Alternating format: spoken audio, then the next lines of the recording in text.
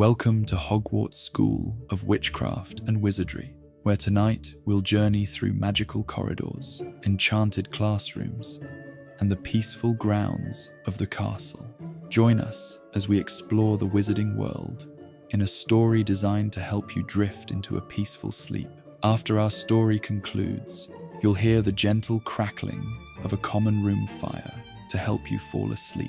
There will be no advertisements or interruptions, just the continuous, soothing sounds of flames to carry you into your dreams. Now take a deep breath, relax your mind, and let's begin our magical adventure.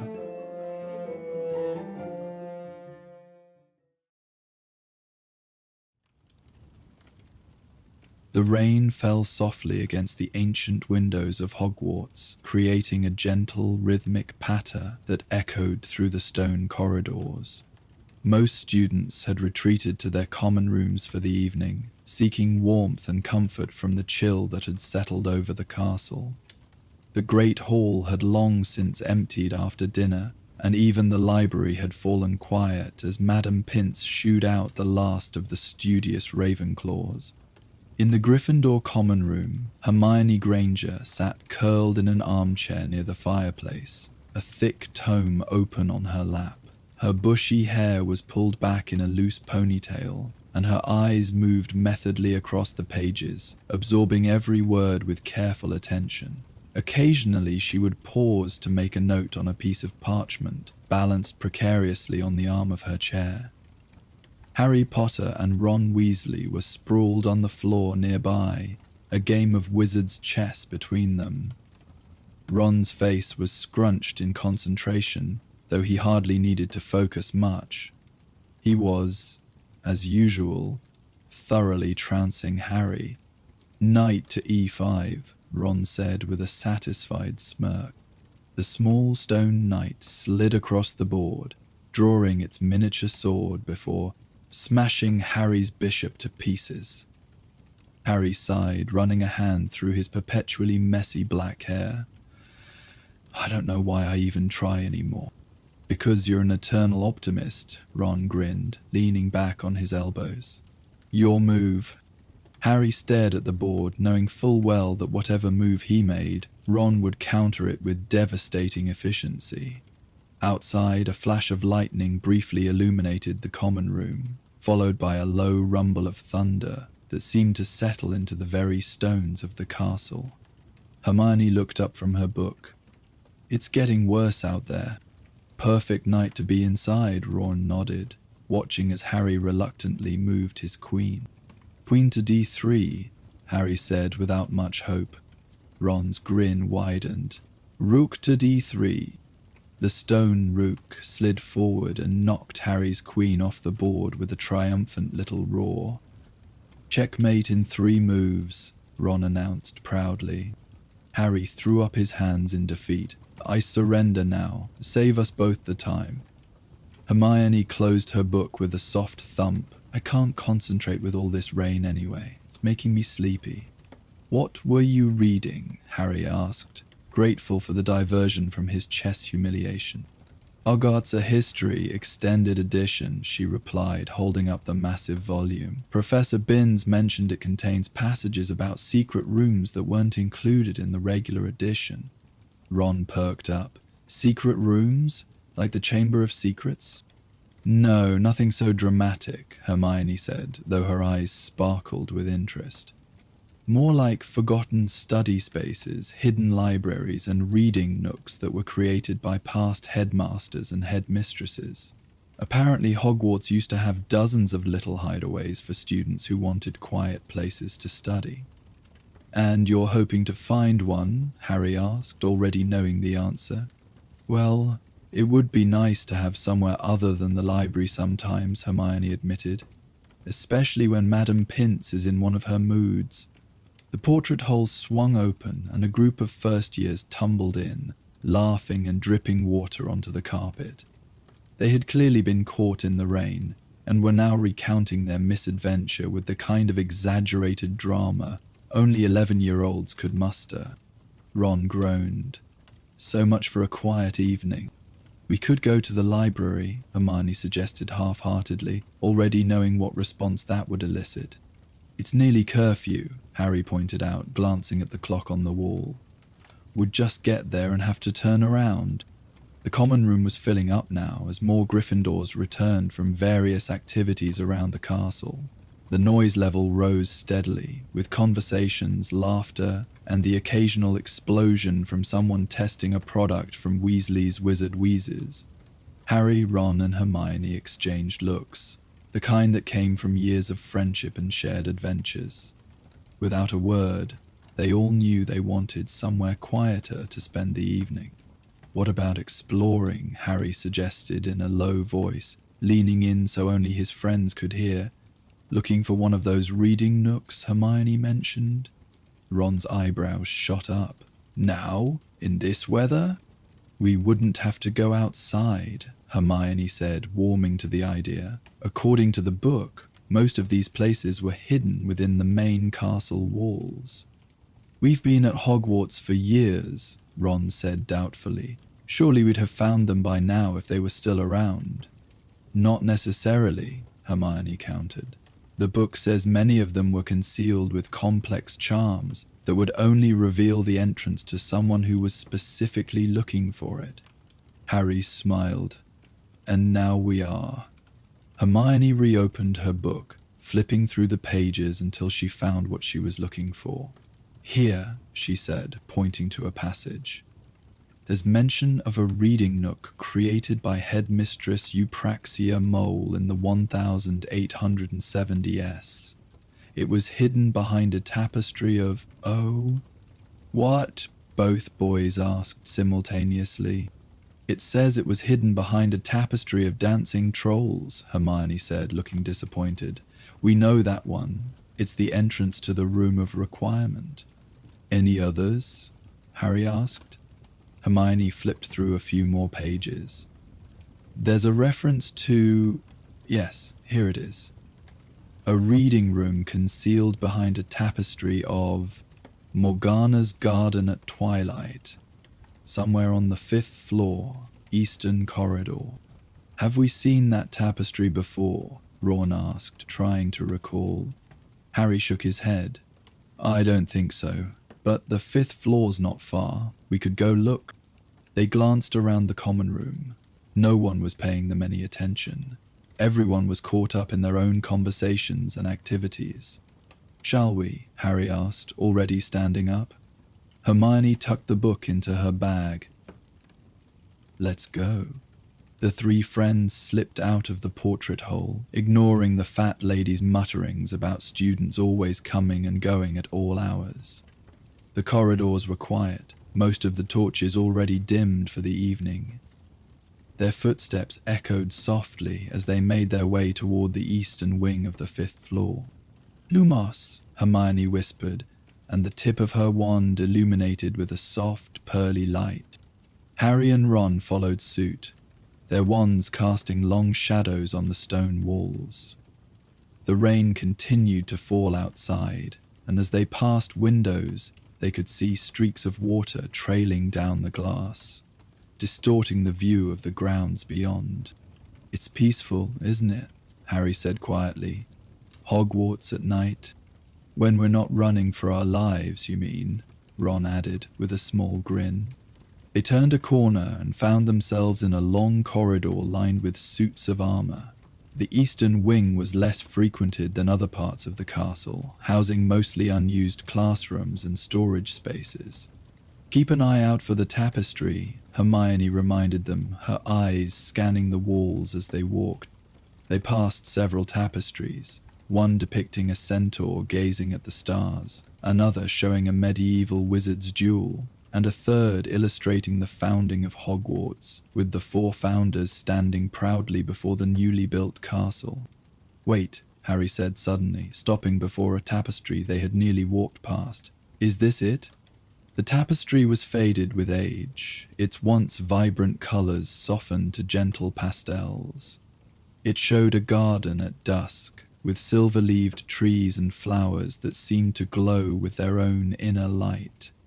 In the center of the garden stood a woman in flowing robes, her hands raised toward a crescent moon that hung low in the twilight sky. Morgana's garden at twilight, Hermione breathed, eyes wide. This has to be it. Ron looked around nervously. So, how do we get in? The book didn't mention a password, did it? Hermione shook her head, frowning slightly as she tried to recall.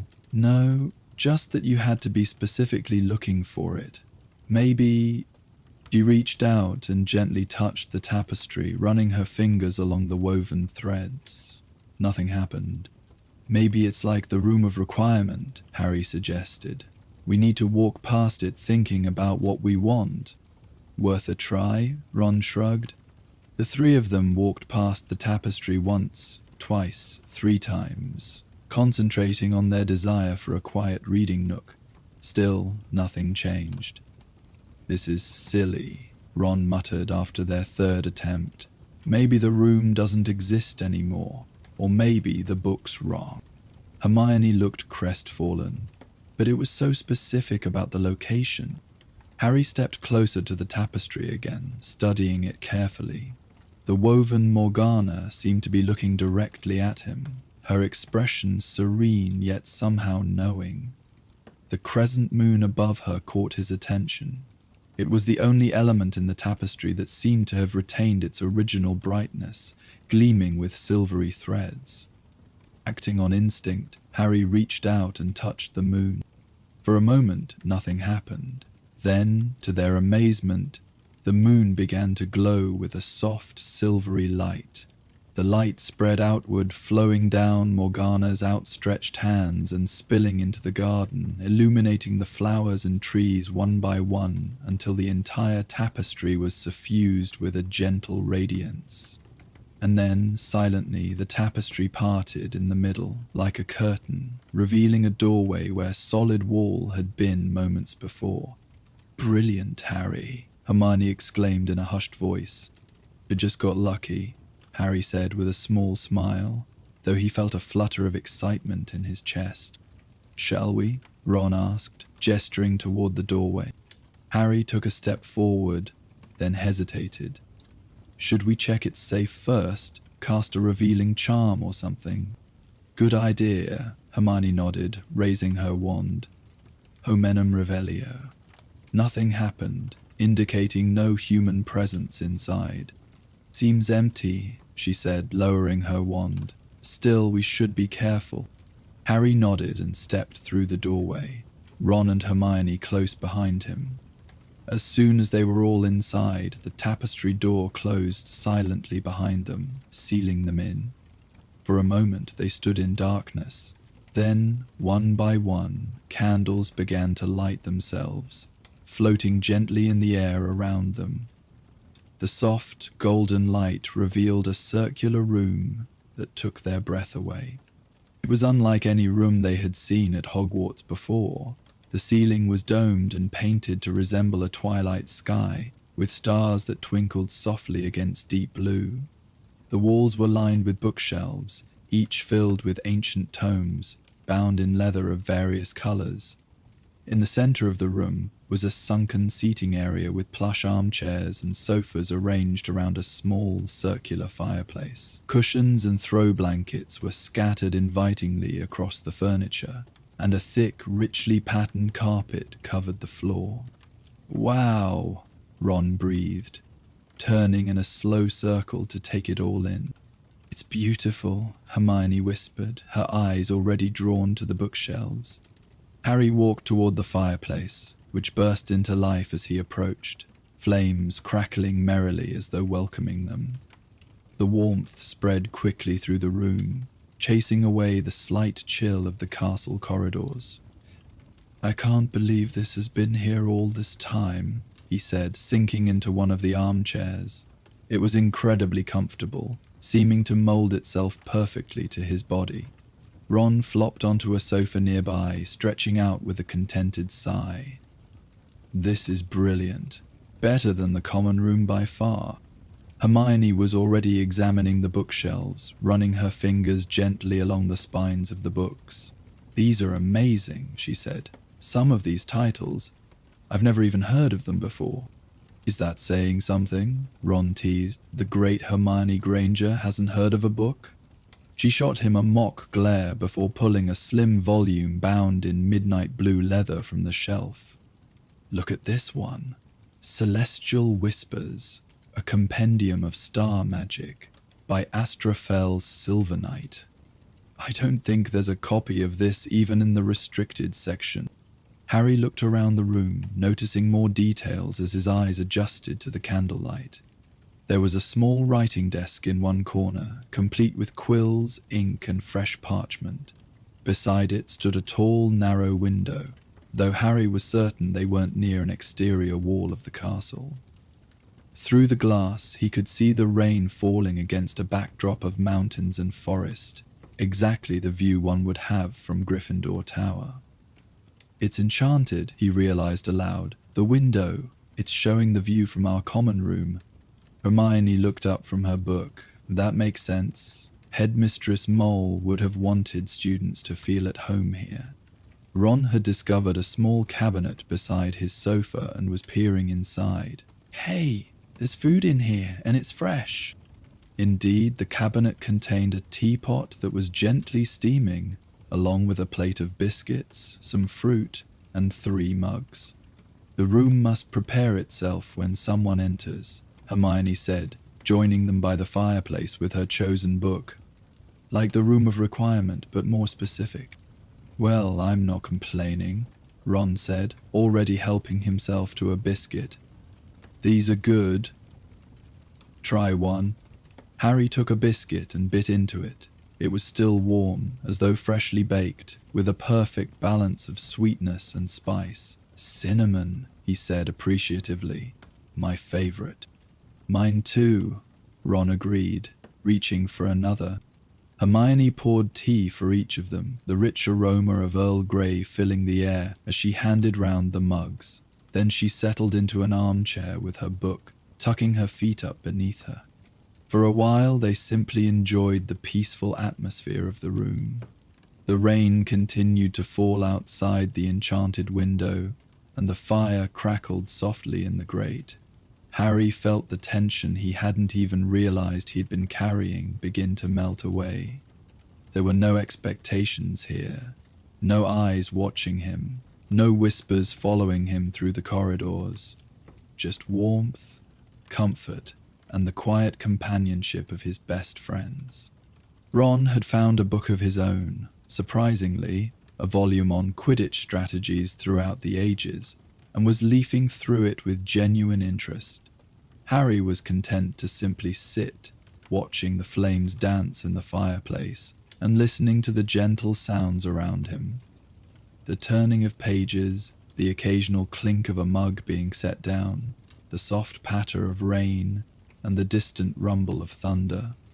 After some time, Harry couldn't have said exactly how long, he became aware of another sound. It was barely perceptible at first, a faint whispering that seemed to be coming from the bookshelves. He looked over at his friends to see if they had noticed it too. Hermione was frowning slightly, her head tilted as though trying to catch the sound better. "Do you hear that?" she asked softly. "The whispering," Harry nodded. "It's coming from the books, I think." Ron closed his volume, listening. Creepy, he decided after a moment. But then again, it's Hogwarts. When is anything not at least a little bit creepy? The whispering grew slightly louder, though still not enough to make out any words. It reminded Harry of standing in a crowded room where numerous conversations were happening simultaneously, all just out of earshot. Maybe it's some kind of charm on the books, Hermione suggested, though she didn't sound entirely convinced. To preserve them, or to summarize their contents. Harry stood up and walked over to the bookshelves, listening more carefully. The whispering seemed to be coming from a particular section, about halfway up the curved wall. As he approached, the sound became more distinct, and he realized it wasn't multiple voices at all, but a single one. "There's someone talking," he said, reaching for a book bound in faded red leather. As his fingers touched the spine, the whispering stopped. Abruptly. Harry hesitated, then carefully pulled the book from the shelf. It was heavy, its cover unmarked except for a simple design embossed in gold, a quill crossed with a wand. He carried it back to his armchair and opened it on his lap. The pages were blank. "That's odd," Hermione said, peering over his shoulder. "Why would someone put an empty book on the shelf?" As if in response to her question, words began to appear on the first page, flowing across the parchment as though an invisible hand were writing them. "Greetings, young seekers of knowledge. You have found my private sanctuary. I am Eupraxia Mole, once headmistress of Hogwarts School of Witchcraft and Wizardry." The three friends exchanged startled looks. "It's writing to us," Ron said unnecessarily, eyes wide. More words appeared below the first. "Do not be alarmed. This book is merely an imprint of my memories and knowledge, left behind for those curious minds who might discover this room in years to come. If you are reading these words, then you are precisely the kind of students I had hoped would find this place. Those who seek quiet, learning, and perhaps a touch of mystery. I created this reading room in the year 1876, during my tenure as headmistress. Hogwarts has always been filled with wonders, but I found myself wishing for a truly peaceful space, where studious pupils could retreat from the hustle and bustle of school life, a place that would provide not just quiet, but comfort, inspiration, and occasionally guidance. Within these walls, you will find a collection of rare and wonderful books, each carefully selected to nurture curious minds. Some contain forgotten spells, others tell tales of adventures long past, and a few, like this one, hold memories and stories of Hogwarts itself. Would you care to hear one such story? The hour grows late, and perhaps a tale of old Hogwarts would be a pleasant way to pass the time as the rain falls outside. Harry looked at his friends. "What do you think?" "I'm curious," Hermione admitted, "and the book doesn't seem dangerous. It's just offering to tell us a story." "Like a magical bedtime story," Ron said with a small laugh. "Why not? It's not like we have anywhere else to be." Harry nodded and spoke to the book, feeling only slightly foolish. "Yes, we'd like to hear a story." New words flowed across the page. "Excellent. Make yourselves comfortable then. The best stories should always be enjoyed in the company of friends, with warm drinks at hand and a fire crackling nearby." Hermione refilled their tea mugs while Ron added another log to the fire. Harry shifted in his armchair, settling in as the book began its tale. This is the story of the Midnight Library and the secret it kept for over 3 centuries. In the early days of Hogwarts, when the 4 founders still walked these halls, there came a winter so bitter that even the Great Lake froze solid from shore to shore. Snow piled in drifts against the castle walls, and icy winds howled through every crack and crevice. During this harsh winter, a young student named Eleanor Ravenflight found herself unable to sleep on most nights. She was a quiet, thoughtful girl with a particular gift for charms, but she suffered terribly from nightmares that left her gasping and trembling in the darkness of her dormitory. To avoid disturbing her housemates, Eleanor would slip from her bed each night and wander the castle, wrapped in her thickest cloak, seeking solace in the quiet corridors. It was on one such night, as she walked aimlessly past midnight, that she discovered something wonderful. On the 4th floor, in a corridor seldom used even during daylight hours, Eleanor noticed a door she had never seen before. It was made of dark wood, polished to a gentle shine, with a handle shaped like an open book. Curious, Despite her tiredness, she turned the handle and stepped inside. What she found was a library unlike any other at Hogwarts. It was small and circular, much like this very room, with shelves that reached from floor to ceiling. But the truly remarkable thing was that every book on those shelves glowed with a soft blue-white light, illuminating the room with their combined radiance. As Eleanor moved further into the room, she realized something else. The books were whispering. Not in the unsettling manner of dark, magical objects, but soothingly, like a gentle stream or a summer breeze through leaves. The whispers formed no distinct words, yet somehow they conveyed meaning. Stories and knowledge and wisdom flowing through the air like music. Night after night, Eleanor returned to this magical library. She would sit in a comfortable chair that seemed to have been placed there just for her, and listen to the whispers of the books until her eyelids grew heavy and her mind calm. For the first time in months, she found herself sleeping peacefully, the nightmares kept at bay by the stories that filled her dreams instead.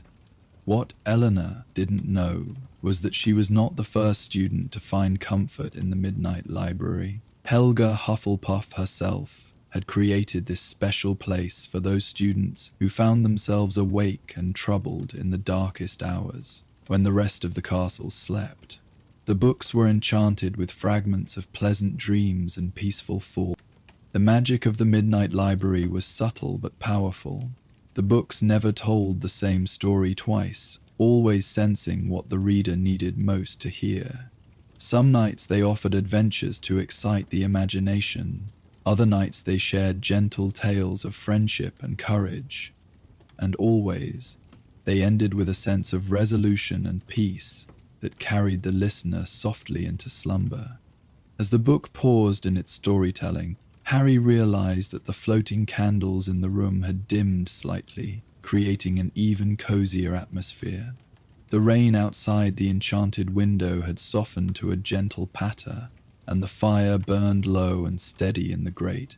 He felt a pleasant heaviness settling over him, a comfortable drowsiness that was not quite sleep, but something close to it. Looking over, he saw that Ron's eyes were half closed, his book lying forgotten on his chest. Hermione was still awake, but her usual keen alertness had softened. Her posture relaxed as she curled deeper into her armchair. The book on Harry's lap continued. Eleanor kept the Midnight Library a secret, though not out of selfishness. Rather, she understood instinctively that this was a place that revealed itself only to those who truly needed it, when they needed it most. And she was right. Throughout the centuries, the Midnight Library has appeared to countless students in their hours of need, offering comfort and respite. But there is one particular secret that the Midnight Library keeps, one that even Helga Hufflepuff did not fully understand when she created it. For you see, the books do not merely tell stories, they remember them. Every student who has ever found solace within those whispering walls has left behind a trace of themselves, a fragment of their own tale that becomes woven into the library's collection. Eleanor Ravenflight's story did not end with her discovery of the Midnight Library. In her 7th year at Hogwarts, she used her exceptional talent for charms to create something remarkable, a spell that could capture the essence of dreams and memories, preserving them like flowers pressed between pages. Her work built upon what Hufflepuff had begun, enhancing and strengthening the magic of the Midnight Library for generations to come. The spell was complex, requiring not just precise wand work, but also a genuine desire to share one's experiences for the benefit of others. Eleanor taught it to a handful of trusted friends before she graduated, and they in turn passed it on to worthy successors. Thus began a tradition that continues to this day, the Keepers of Midnight Dreams, students who maintain and protect the magic of the library, adding their own stories to its whispers, before passing the responsibility to the next generation. How does one recognize a keeper? They are not marked by any badge or symbol, nor do they announce themselves openly, but they can be spotted by the attentive observer. They are the ones who move through the castle after curfew without fear of discovery, who speak to portraits as equals rather than curiosities, who sometimes pause in empty corridors as though listening to voices no one else can hear. The current keepers walk the halls of Hogwarts even now, though they may be unknown even to each other. The magic of the Midnight Library calls to them gradually, revealing itself in dreams and whispers until they find their way to the door with the book-shaped handle. But I digress. You asked for a story, not a revelation of ancient secrets. Perhaps I have said too much already, or perhaps you were meant to hear this tale, just as Eleanor was meant to find that door on a cold winter's night so many centuries ago. The words stopped flowing across the page, leaving a moment of thoughtful silence in the room. Harry found himself wondering about the Midnight Library, whether it still existed somewhere in the castle, and who among the current students might be its keepers. "Do you think it's real?" Ron asked, his voice soft with drowsiness. "The Midnight Library?" "It could be," Hermione said, stifling a yawn. "Hogwarts has so many secrets.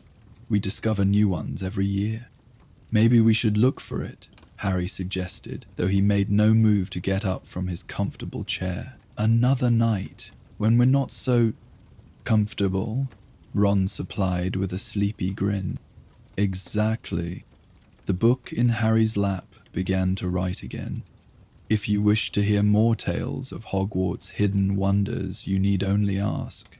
But be warned, stories have power, especially those that have been kept secret for centuries. Once heard, they cannot be unheard, and knowledge brings with it responsibility. There is a riddle woven into the tale I have just shared, a clue to finding the Midnight Library for those clever enough to unravel it. But the hour grows late, and perhaps that is an adventure for another day."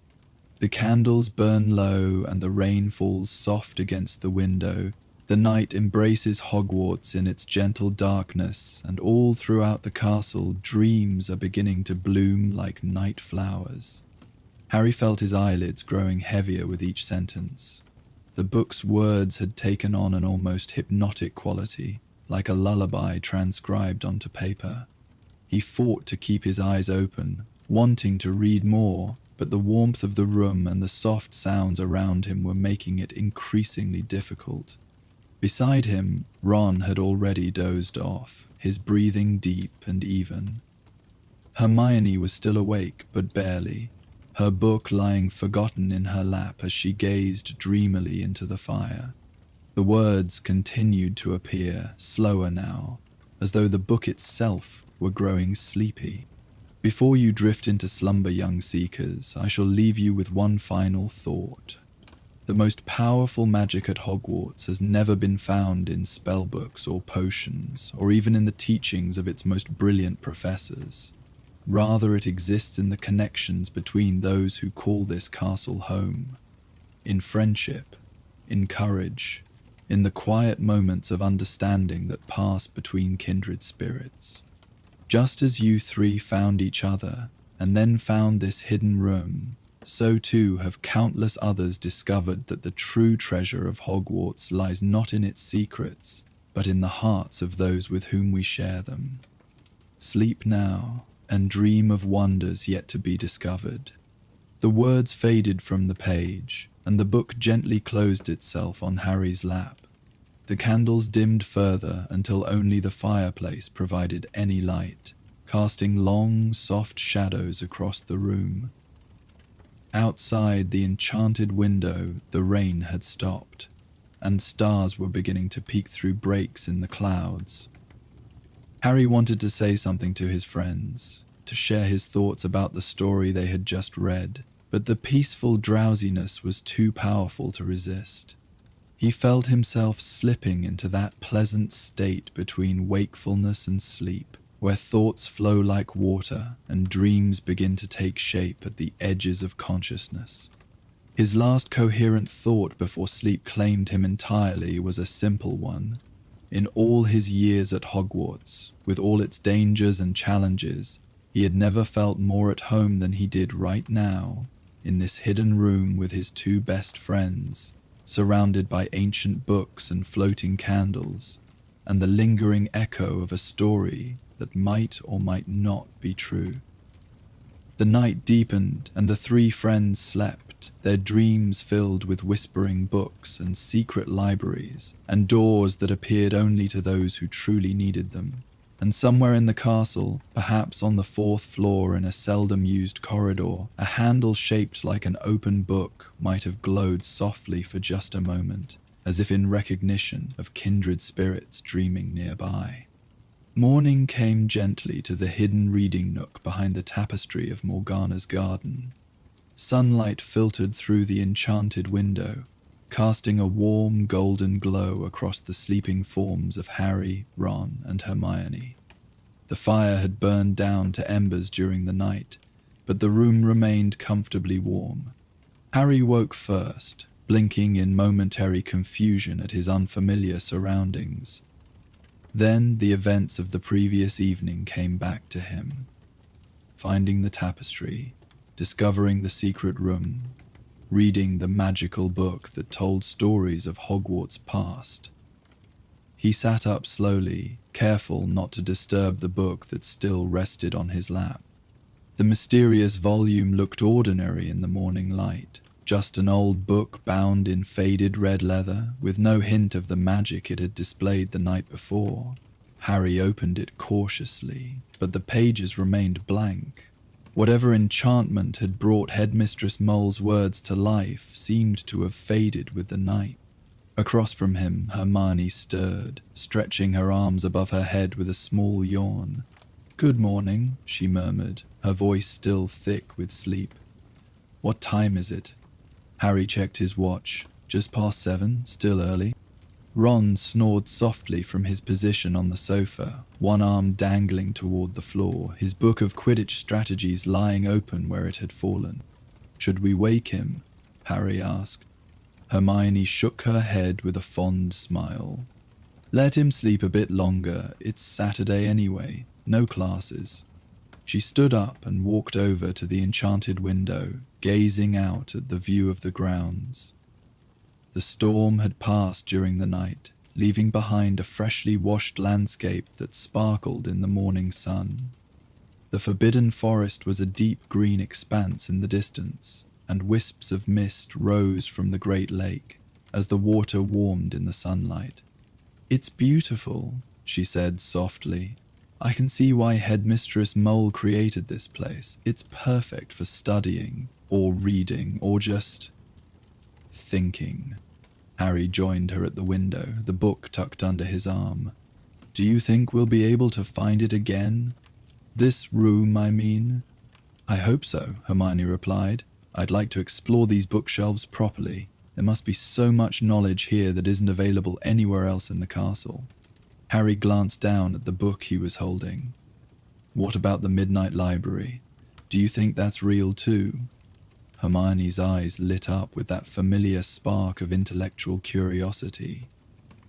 "It would be fascinating if it were.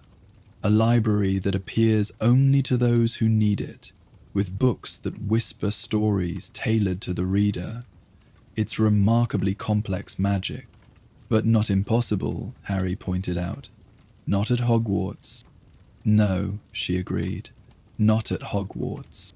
They stood in companionable silence for a moment, watching as a flock of birds soared across the sky outside. Then Hermione turned to the bookshelves, her fingers trailing lightly over the spines of the ancient volumes. "The book mentioned a riddle," she said thoughtfully, "a clue to finding the Midnight Library hidden in the story it told us." Harry frowned, trying to recall the details. Something about keepers who walk the halls without fear of being caught after curfew, and a door with a handle shaped like a book. "On the 4th floor, in a seldom-used corridor," Hermione added. "But which corridor? Hogwarts has dozens of them. And the door probably doesn't appear all the time, Harry said. Like the Room of Requirement, it might only show itself under certain conditions. Hermione nodded, her mind clearly racing with possibilities. The story mentioned that Eleanor found it when she couldn't sleep and was wandering the castle at night, and that the library reveals itself to those who truly need it. So, would need to be having trouble sleeping and wandering the castle past midnight, Harry summarized. That shouldn't be too difficult to arrange, given our track record. Ron's voice, groggy with sleep, joined the conversation. Are you two already plotting our next midnight adventure? Can't we at least have breakfast first? They turned to see him sitting up on the sofa, his red hair sticking up at odd angles, rubbing his eyes with the back of his hand. Morning, Ron, Harry grinned. And yes, we're discussing the possibility of finding another secret room. But breakfast is definitely the priority right now. Hermione glanced at her watch. The Great Hall should be serving breakfast already. We should probably head back to the common room first, though, to change and freshen up. Ron stood, stretching his long limbs with a satisfied groan. That was the best sleep I've had in ages. These chairs are even more comfortable than our beds. It's probably part of the enchantment, Hermione suggested, gathering her things. The room is designed for comfort and relaxation. Harry looked around, reluctant to leave their cozy sanctuary. Should we take any of these books with us, to study the riddle more carefully? Hermione hesitated, clearly tempted. I'm not sure if they're meant to leave the room. Magical libraries can be very particular about their books. As if in response to her concern, a small note appeared on the writing desk in the corner. Elegant script flowing across a piece of parchment that hadn't been there moments before. Harry walked over and picked it up. The books belong to this sanctuary and cannot cross its threshold, he read aloud. But knowledge once gained travels wherever the mind goes. You are welcome to return whenever you seek quiet, comfort, or the wisdom of these shelves. Well, that answers that question, Ron said. Looks like we'll have to come back if we want to read more. Harry carefully returned the mysterious red book to its place on the shelf, noting its position so he could find it again. The whispering he had heard the previous night remained silent, but he had the distinct impression that the book was somehow aware of being handled, like a cat that tolerates being petted but maintains its independence. They gathered their belongings and made their way to the door, which appeared as a simple wooden portal in the curved wall of the room. Before they left, Hermione turned back to take one last look. It really is wonderful, she said softly. Thank you for finding it, Harry. Harry smiled, feeling a warm glow of satisfaction. It wasn't often that they discovered something at Hogwarts that was purely benevolent, with no hidden dangers or dark secrets. Just a peaceful haven created by a thoughtful headmistress for students who needed a quiet retreat. With a gentle push, Harry opened the door, and they stepped back into the corridor. The tapestry of Morgana's garden at twilight shifted silently behind them, concealing the entrance once more. It seemed less faded now, its colors more vibrant in the morning light, as though their visit had somehow renewed its magic.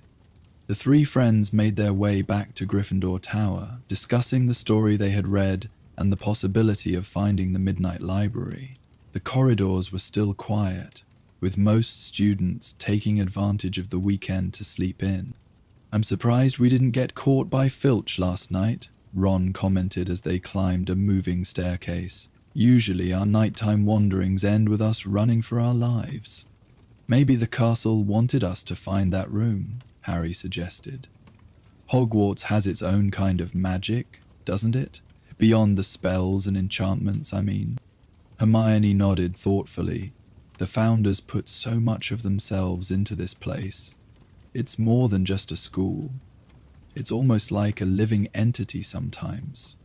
They reached the portrait of the fat lady, who was dozing lightly in her frame, her head tilted at an uncomfortable-looking angle. "Quid agis," Harry said, speaking the current password. The fat lady startled awake, blinking rapidly. "Oh, yes, very well," she mumbled, swinging forward to admit them. The common room was beginning to stir with early rising students. A group of 7th years sat at a table by the window, already deep in study for their NEX exams. A few younger students played a quiet game of exploding snap in the corner, trying not to disturb anyone. "Meet back down here in 20 minutes, Harry suggested. "Then we can head to breakfast." Hermione and Ron agreed, and they separated to their respective dormitories. Harry found his room empty. The other boys must have already gone down to breakfast or were still sleeping behind their closed bed curtains. He quickly changed into fresh clothes, ran a comb through his perpetually messy hair, which made little difference, and splashed some cold water on his face to wash away the last traces of sleepiness. As he was about to leave, Harry paused, struck by a sudden thought. He opened his trunk and dug through it until he found what he was looking for: the Marauder's map. "I solemnly swear that I am up to no good," he murmured, tapping the parchment with his wand. Ink lines spread across the page, forming the familiar map of Hogwarts, with its hundreds of labeled dots representing everyone in the castle. Harry quickly located the 4th floor, scanning the corridors for anything unusual. A room labeled Midnight Library, perhaps, or a space that seemed to exist in one moment and disappear the next. But the map showed nothing out of the ordinary, just the expected corridors, classrooms, and storage spaces, with a few dots representing early rising students or patrolling professors. Harry frowned, wondering if the Marauders had never discovered the Midnight Library during their time at Hogwarts, or if it truly only appeared under specific conditions that weren't met when they created the map. "Mischief managed," he said, tapping the map again and watching the ink fade away. He tucked it into his pocket, thinking it might come in handy later. After breakfast in the Great Hall, the 3 friends spent the day catching up on homework and discussing their plans to search for the Midnight Library. As evening approached, they grew more restless, eager to begin their night's adventure. "We should wait until at least midnight before we try to find the library," Harry advised as they sat in a quiet corner of the common room. "That seems to be when it's most likely to appear, based on the story." "And we need to be in the right frame of mind," Hermione added. "Remember, it only reveals itself to those who truly need it." "That shouldn't be hard," Ron said with a wry smile. "Between exams, Quidditch, and all the usual Hogwarts drama, I think we all need a bit of comfort now and then." As the evening wore on and the common room gradually emptied, they prepared for their expedition. Harry collected his invisibility cloak and the Marauder's map, while Hermione noted down the key elements of the riddle from their earlier conversation. "The 4th floor, eastern side," she murmured, tapping her quill against her parchment. "A door with a handle shaped like a book, and it only appears to those who need comfort or guidance during sleepless nights." "Sounds straightforward enough," Ron said, though his tone suggested otherwise. When the clock on the wall showed 11:30 and the last few Gryffindors had finally gone up to their dormitories, the 3 friends huddled under the invisibility cloak and slipped out through the portrait hole. The corridors of Hogwarts were dark and silent, lit only by the occasional torch or the moonlight streaming through tall windows. They moved carefully, consulting the Marauder's map to avoid Filch, Mrs. Norris, or any patrolling prefects. They reached the 4th floor without incident and began to explore the eastern wing. The corridors here were less familiar, housing mostly unused classrooms and storage spaces that had fallen out of use as student numbers fluctuated over the years. "This feels right," Hermione whispered as they entered a particularly dim corridor. "It's seldom used, just like the story said." They moved slowly, examining every inch of the walls for any sign of a door with a book-shaped handle. But despite their careful search, the corridor revealed nothing but solid stone walls, dusty portraits, and the occasional suit of armor. Maybe we need to be more specific about what we're looking for, Harry suggested after their third sweep of the area. The story said the library reveals itself to those who truly need it. What if we need to focus on why we need it? Hermione nodded. That makes sense. In the story, Eleanor needed comfort from her nightmares. What do we need? They paused, considering this question. What did they truly need that the Midnight Library could provide? Rest, knowledge, escape from the pressures of school? I think, Harry said slowly, that what I need most right now is perspective. With everything that's happened over the years and everything that's still to come, I sometimes lose sight of what's really important. And I need reassurance, Hermione admitted quietly, that all the studying and work is worth it in the end, that I'm on the right path. Ron was silent for a moment, then offered, I need to know that I'm enough, that I don't have to be the best at everything to be valued. The honesty of these admissions hung in the air between them, creating a moment of vulnerability that was rare among even the closest of friends. And perhaps it was this very openness, this willingness to acknowledge their deeper needs, that triggered the magic. For as they stood there, something began to change in the corridor. It was subtle at first, a slight shimmer in the air like heat rising from stone in summer. Then, slowly, a section of the wall between two torches began to transform. The stones seemed to melt and reform, revealing the outline of a door where there had been none before. And there, at the center of the door, was a handle shaped exactly like an open book, its metal gleaming softly in the torchlight. It worked! Hermione breathed, her eyes wide with wonder. Harry reached out and touched the handle. It was warm beneath his fingers, almost alive, and as he turned it, the door swung inward without a sound, revealing a space suffused with a gentle blue-white glow. The three friends exchanged looks of excitement and anticipation, then stepped forward together, crossing the threshold into the Midnight Library. It was everything the story had described and more, a circular room with bookshelves that reached from floor to ceiling, each volume glowing with that mysterious blue-white light. Comfortable chairs and low tables were arranged in a cozy cluster at the center, and overhead instead of a ceiling, the night sky spread vast and star-filled, more vivid and beautiful than they had ever seen it. But what truly took their breath away was the sound, a soft, melodious whispering that filled the air, as though hundreds of voices were telling stories just below the threshold of hearing.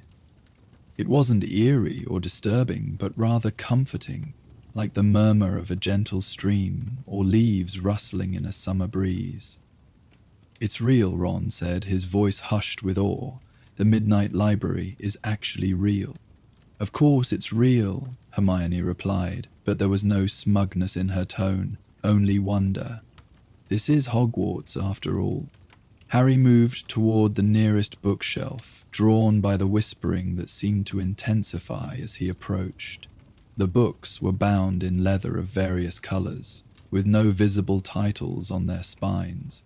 Yet somehow, he knew that each contained stories uniquely suited to whoever opened it.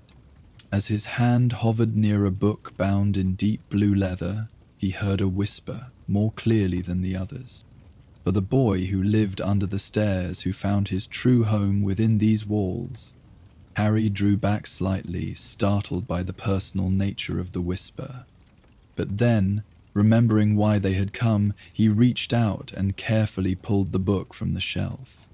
The moment his fingers closed around it, the whispering changed, becoming a single, clear voice that seemed to speak directly to his mind. The story you seek is one of finding light in darkness, hope in despair, and family in friendship. Are you ready to hear it?" "Yes," Harry said aloud, though he wasn't sure if he needed to speak for the book to understand him. He carried the book to one of the chairs and settled into it, finding that it molded perfectly to his form, providing just the right amount of support and comfort. Ron and Hermione had each found books of their own, and were similarly settling into nearby seats, their expressions a mixture of anticipation and calm. As Harry opened his book, words began to flow across the pages, forming and reforming as he read. It wasn't a story about him specifically. There were no mentions of Voldemort or prophecies or chosen ones, but it spoke to his experiences in a way that felt deeply personal. It was a tale of a young wizard who discovered that his greatest strength lay not in power or fame, but in the connections he formed with others and in the choices he made when faced with darkness. Time seemed to flow differently in the Midnight Library. Harry couldn't have said how long they sat there, reading their personalized stories, but gradually he became aware of a growing sense of peace settling over him. The worries and anxieties that had allowed him to find the door in the first place hadn't disappeared, but they had somehow been put into perspective, made more manageable. When he finally looked up from his book, he saw that Ron had fallen asleep in his chair, his book open on his chest, rising and falling with his steady breathing. Hermione was still reading, but her eyelids were drooping, and she stifled a yawn as she turned another page. Harry carefully closed his book, feeling a sense of completion rather than interruption. The story had said what it needed to say, given him what he needed to receive. As he returned it to the shelf, he noticed that the blue-white glow of the books had dimmed slightly, creating an even more soothing atmosphere. He settled back into his chair, feeling drowsiness wash over him in gentle waves. Above, the stars twinkled in their dark velvet sky, some forming patterns he recognized, others creating constellations he had never seen before. His last thought before sleep claimed him was a curious one. Was this what Hogwarts had always been meant to be? Not just a school for learning spells and brewing potions, but a place where young witches and wizards could find what they truly needed, whether that was knowledge, companionship, adventure, or simply a peaceful moment in a world that often demanded too much too soon. And somewhere in the distance, as if in response to his unspoken question, the whispers of the Midnight Library seemed to form a single word that followed Harry into his dreams.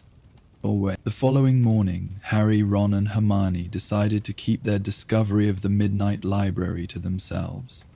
It felt like a special secret, something precious they had found together that might lose its magic if shared too widely. Throughout the day, they exchanged meaningful glances whenever they passed the fourth-floor corridor, a private acknowledgement of what lay hidden within its walls. That evening, after dinner in the Great Hall, they retreated to the Gryffindor common room. The space was crowded as usual, filled with chattering students playing exploding Snap, working on homework, or simply lounging by the fire. Harry sat by the window, gazing out at the darkening sky.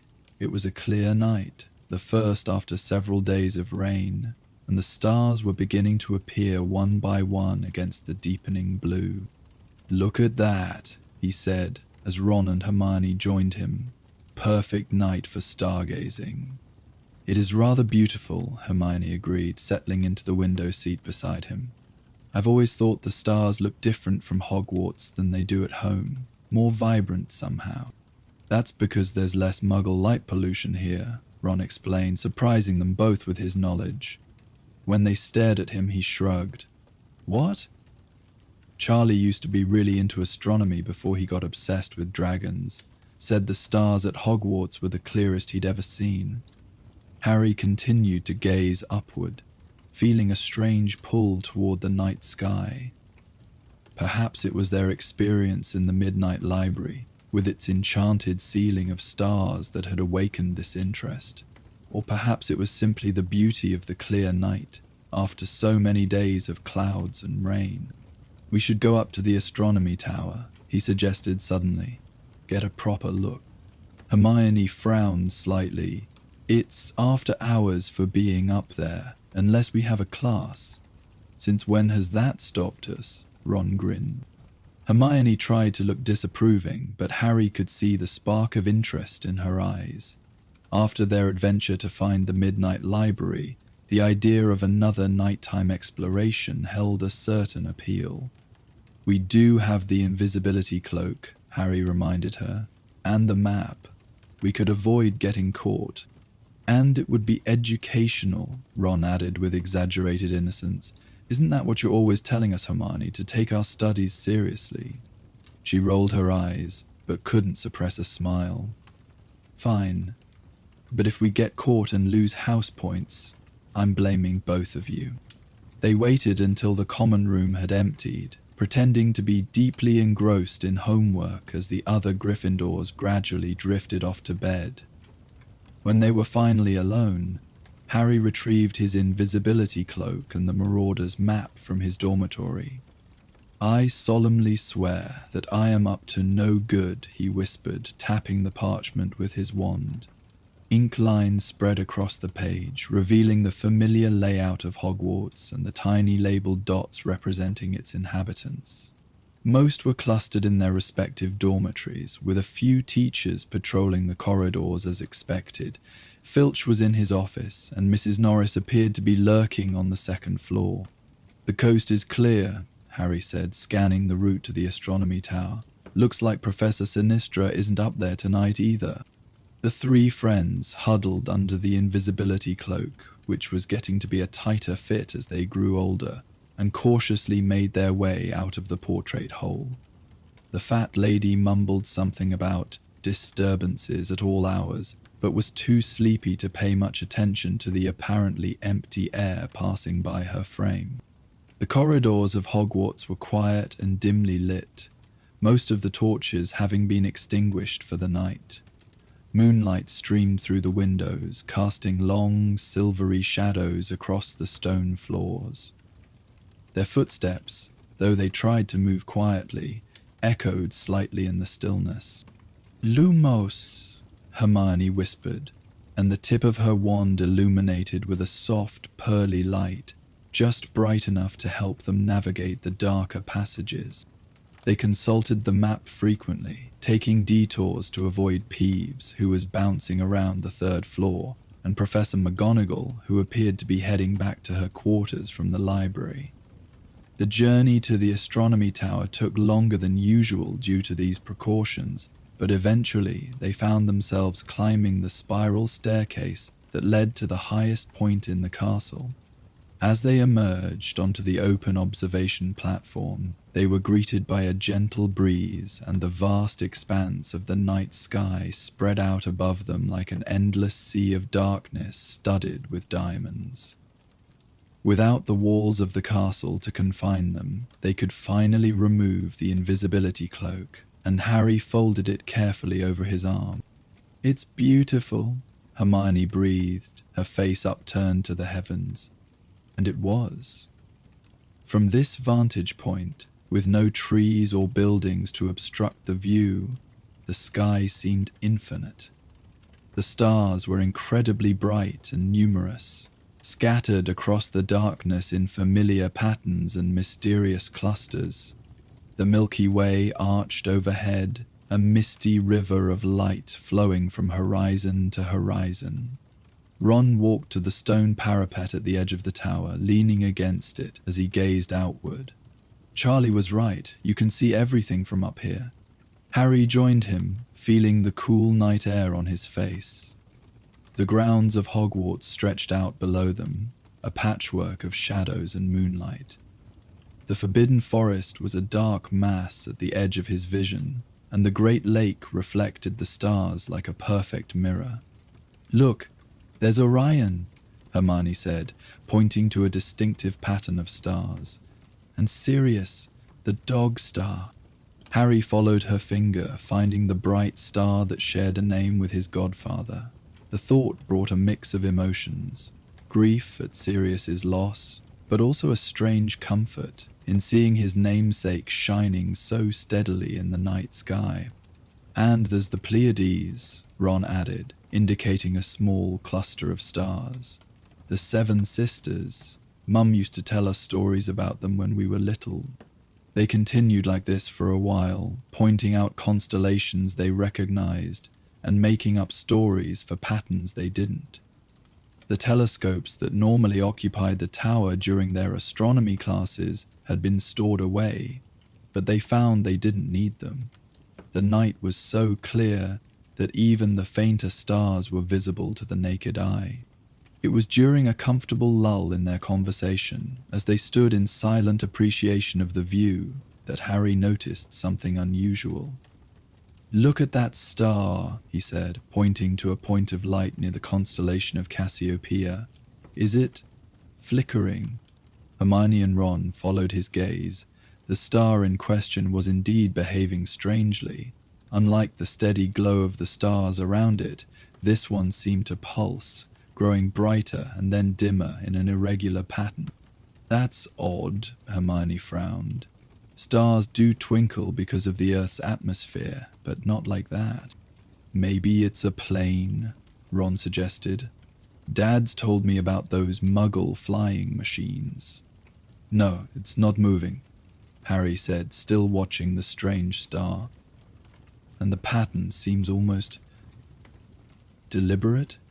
They stared at it intently, trying to make sense of the phenomenon. The star continued its peculiar flickering, almost as if it were trying to communicate in some primitive code. "It reminds me of something," Hermione said slowly, her brow furrowed in concentration. "Something I read about in Hogwarts, a history," Ron finished for her, a teasing note in his voice. "No, actually," she replied, too engrossed in her thoughts to rise to the bait. "It was in Celestial Whispers, that book I found in the hidden reading room. There was a chapter on magical astronomy." She trailed off, then suddenly snapped her fingers. "I've got it!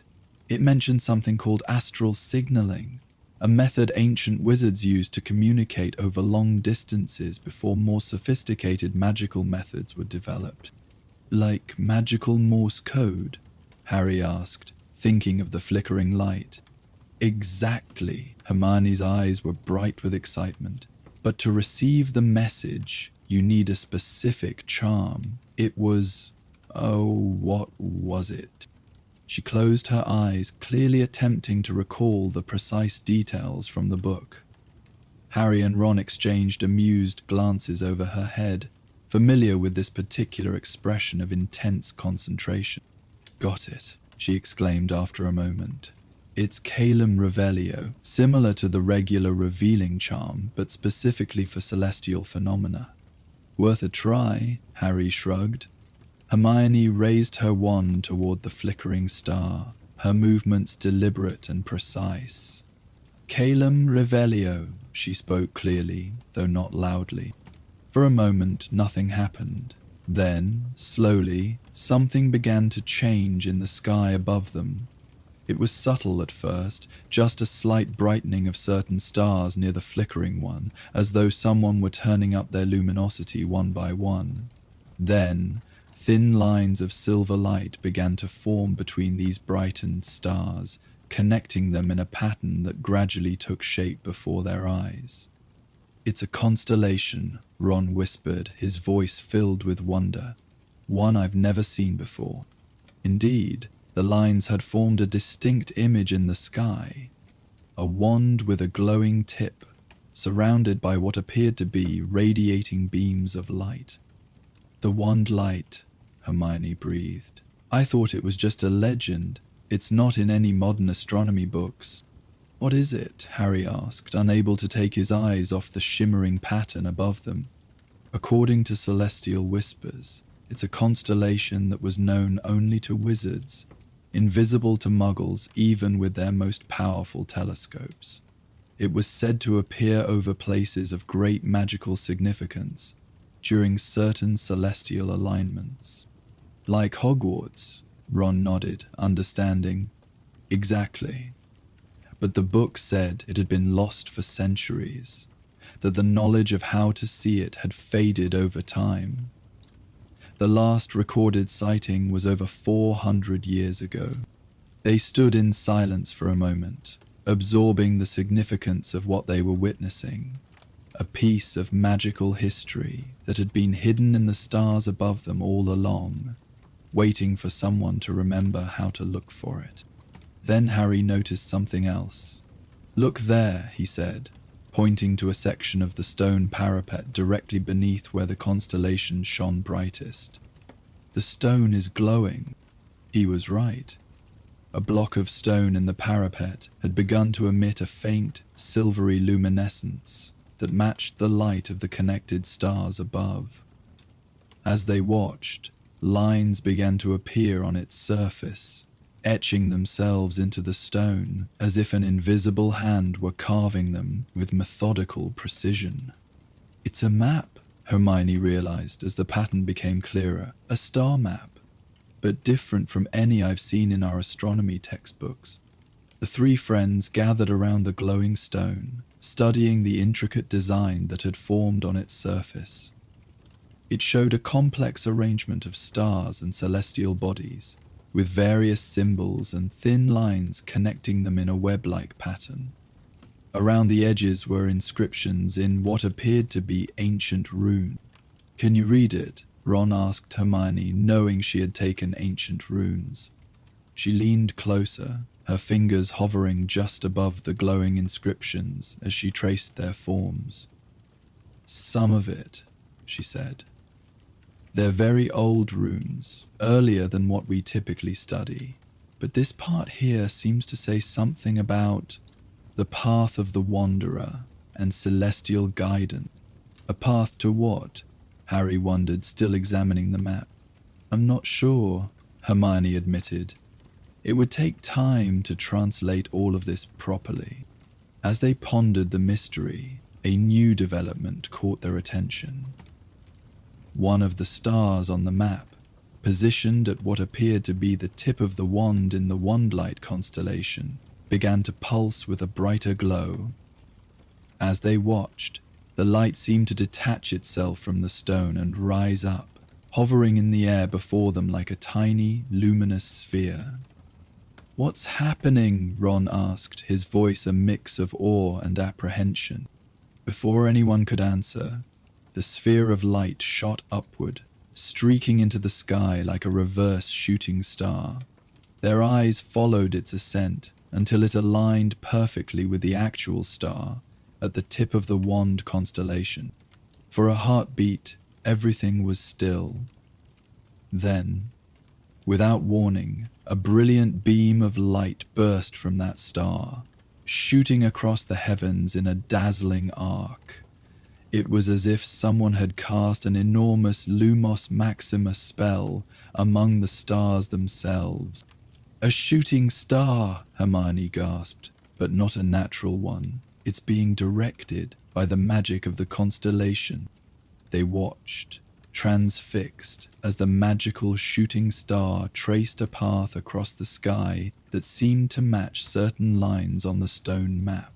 It moved with purpose, not the random trajectory of a meteor, and left behind a trail of sparkling residue that lingered like a ribbon of starlight. "It's beautiful," Harry said softly. "Make a wish," Ron suggested, half joking. "Isn't that what muggles do when they see shooting stars?" Harry closed his eyes, though whether he actually made a wish, he didn't say. When he opened them again, he found that the star had completed its arc and was now hanging, suspended in the sky, pulsing gently, like a heartbeat. "Something's happening," Hermione whispered. The star began to expand, its light spreading outward in a shimmering wave.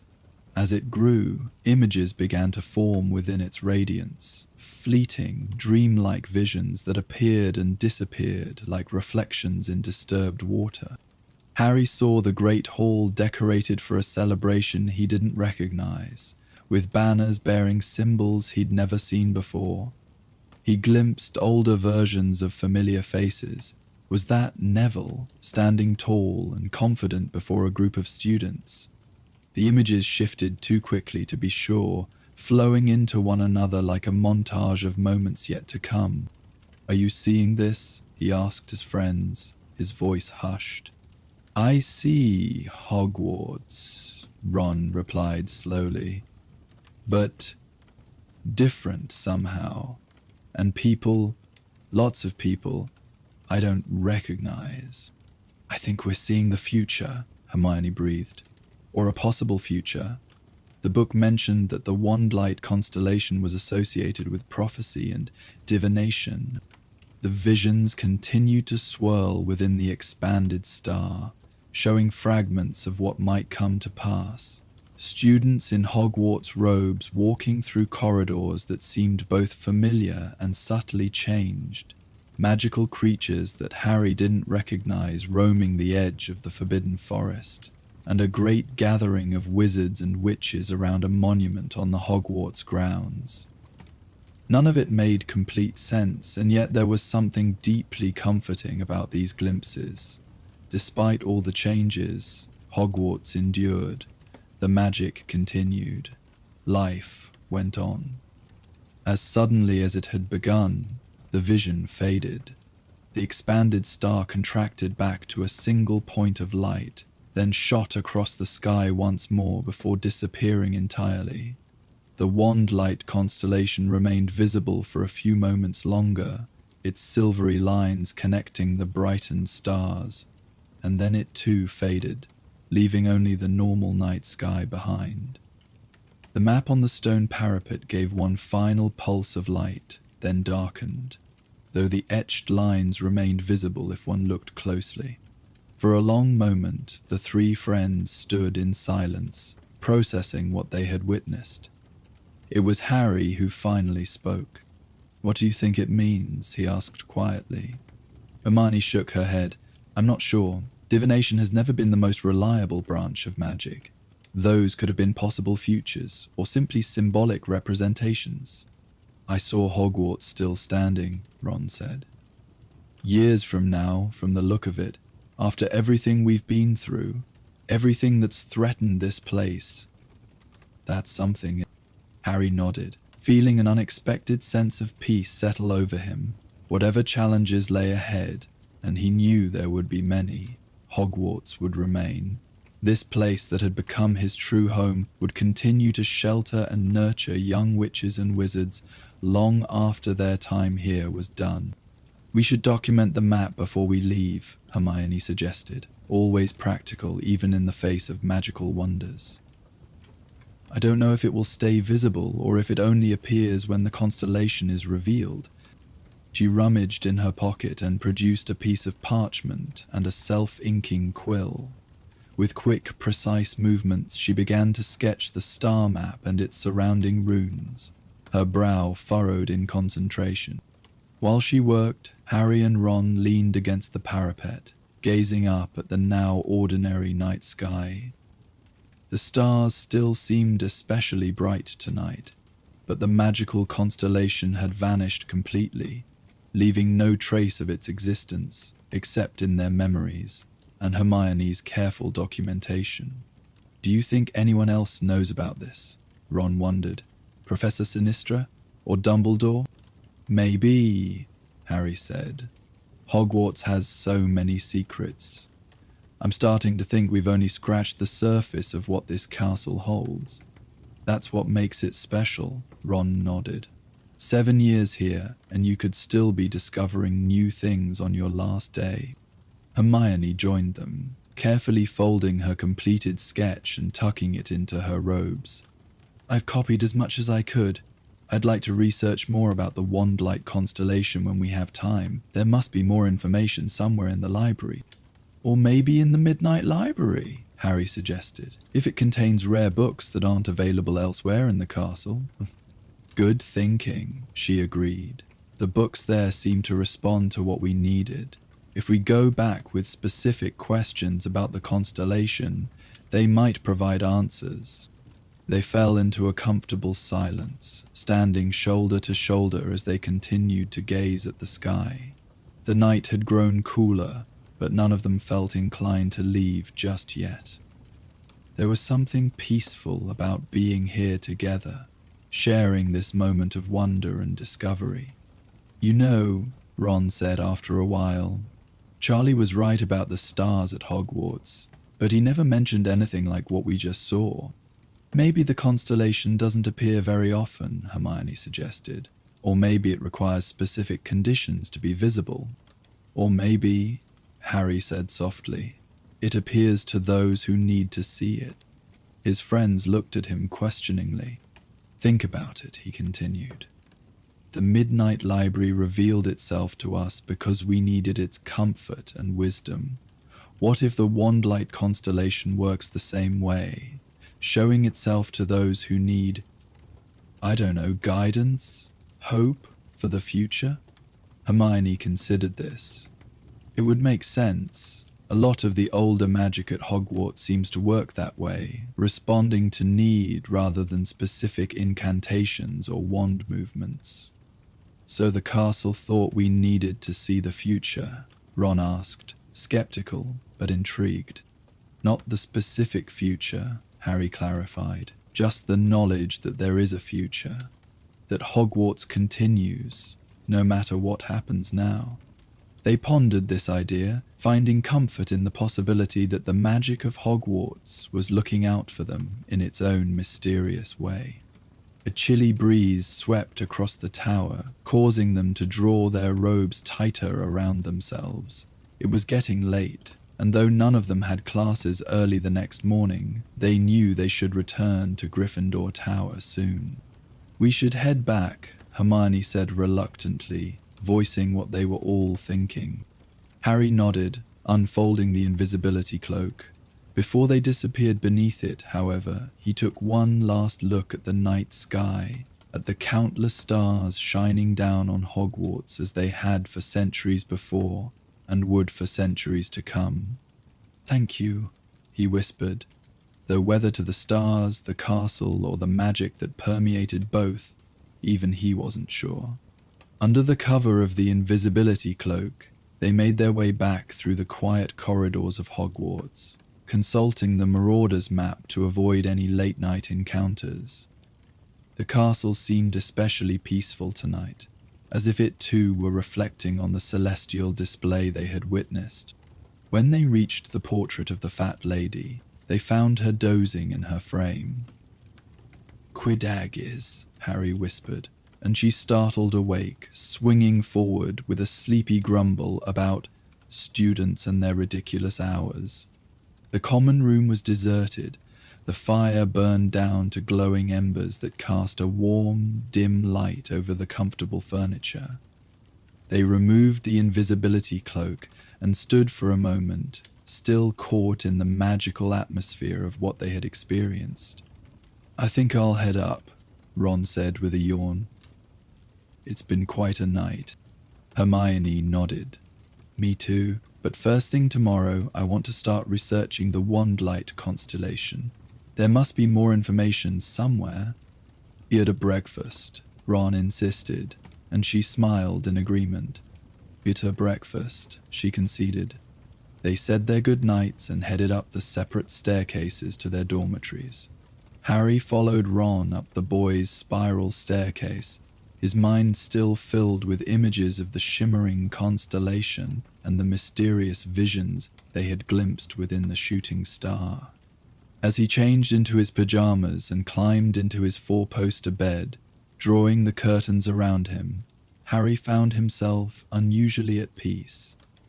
The worries that often kept him awake, about Voldemort, about the prophecy, about the uncertain future that awaited him, seemed somehow less pressing tonight.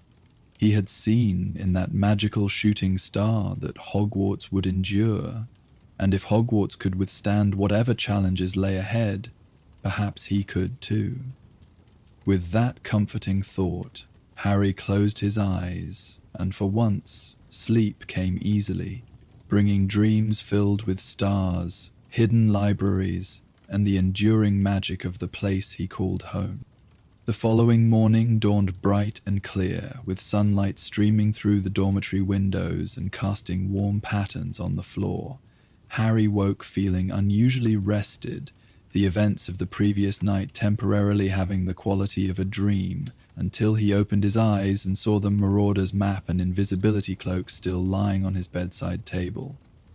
It had been real, the Midnight Library with its whispering books, the Wandlight constellation shimmering against the night sky, the magical shooting star that had granted them a fleeting vision of Hogwarts' future.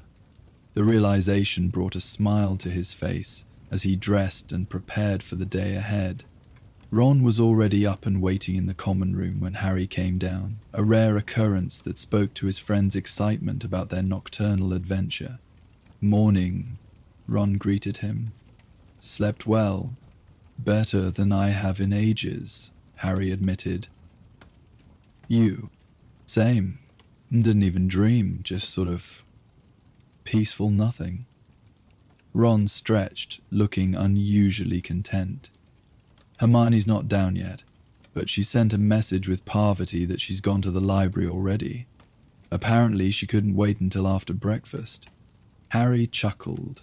"Of course she couldn't. Should we bring her something to eat?"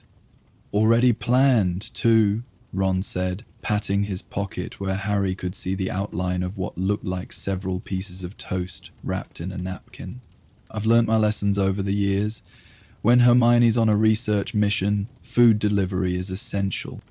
They made their way out of the portrait hole and through the corridors of Hogwarts, which looked different in the morning light, mundane and familiar, with students hurrying to breakfast or early classes, a sharp contrast to the mysterious, shadow-filled passages they had navigated the night before.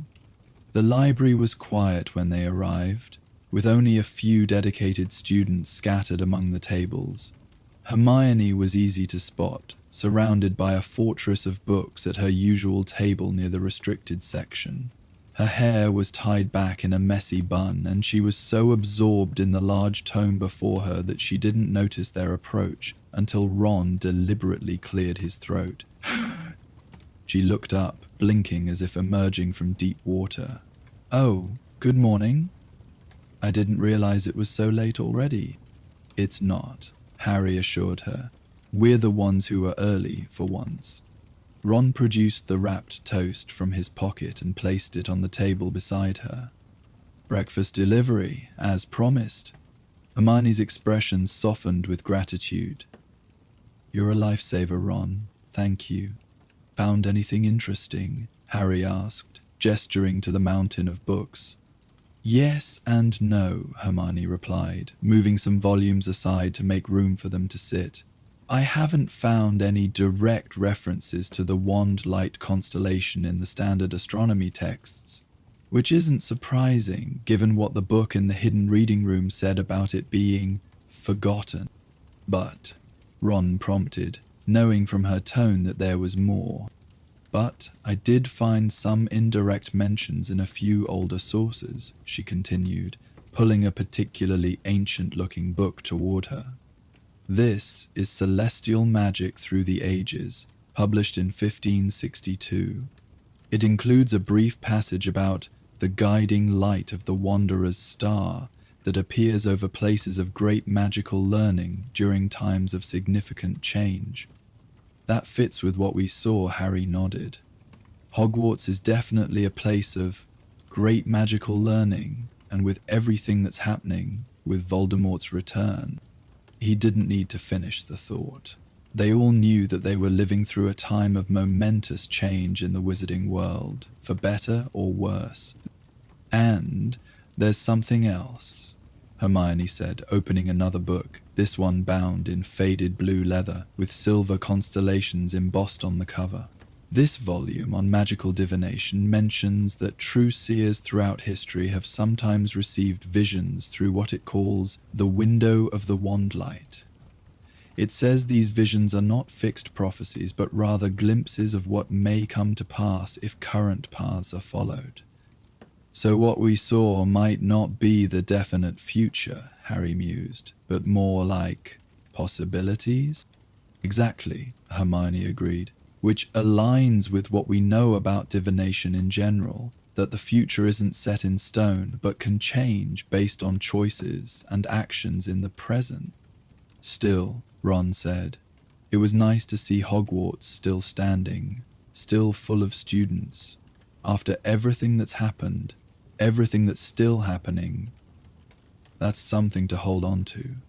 They fell silent for a moment, each reflecting on the comfort that vision had provided. In a time when so much seemed uncertain, the knowledge that Hogwarts would endure, that the place that had become home to all of them would continue to shelter future generations of young witches and wizards, was indeed something worth holding on to. What about the map? Harry asked after a while. The one that appeared on the stone parapet. Have you found anything about that? Hermione reached into her robes and pulled out the careful sketch she had made the night before, smoothing it on the table between them. In the light of day, the intricate pattern of stars and connecting lines looked even more complex, the ancient runes around the edges mysterious and compelling. I've made some progress translating the runes, she said, pointing to her notes scribbled in the margins of the sketch. It's definitely a navigation system of some kind, but not in the traditional sense. It doesn't map physical locations on Earth, but rather what the text refers to as the paths between realms of magic. Realms of magic, Ron repeated, brow furrowed. What does that mean? I'm not entirely sure, Hermione admitted.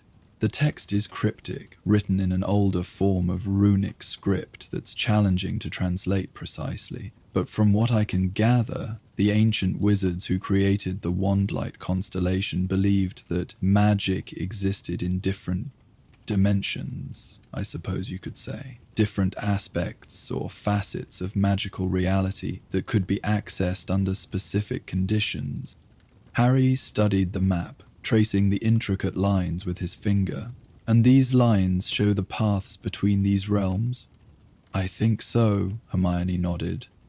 The constellation itself seems to serve as a key or a guide, appearing when the boundaries between these realms are at their thinnest. Like the shooting star we saw, Harry mused. It wasn't just showing us visions of the future, it was actually opening a window to it, however briefly. That's my theory, Hermione agreed. But there's so much more to understand. The runes mention other realms beyond just past and future. Realms of dream, memory, elemental magic, and others I haven't fully deciphered yet. Do you think the Midnight Library could be connected to one of these realms? Ron asked, surprising them both with his insight. It did seem to exist in a space that wasn't quite normal Hogwarts, with all those whispering books and the way it only appears to those who need it. Hermione's eyes widened. That's brilliant, Ron. It would explain why the library contains knowledge that isn't found elsewhere in Hogwarts. It's drawing from a different realm of magical information. Harry felt a familiar thrill of discovery, the same feeling he'd experienced when they'd first found the hidden reading room, and later the Midnight Library. Hogwarts had always been a place of wonders and secrets, but these recent discoveries suggested layers of magic even more profound than they had imagined. So what do we do with this information? He asked, gesturing to the star map sketch. Hermione bit her lip thoughtfully. For now, I think we should continue researching. There's clearly more to learn about both the Wandlight constellation and the Midnight Library, and we should try to visit the library again. It might provide more specific information, now that we know what to ask for. And the star map itself, Ron prompted. I'd like to try recreating it more accurately, Hermione decided.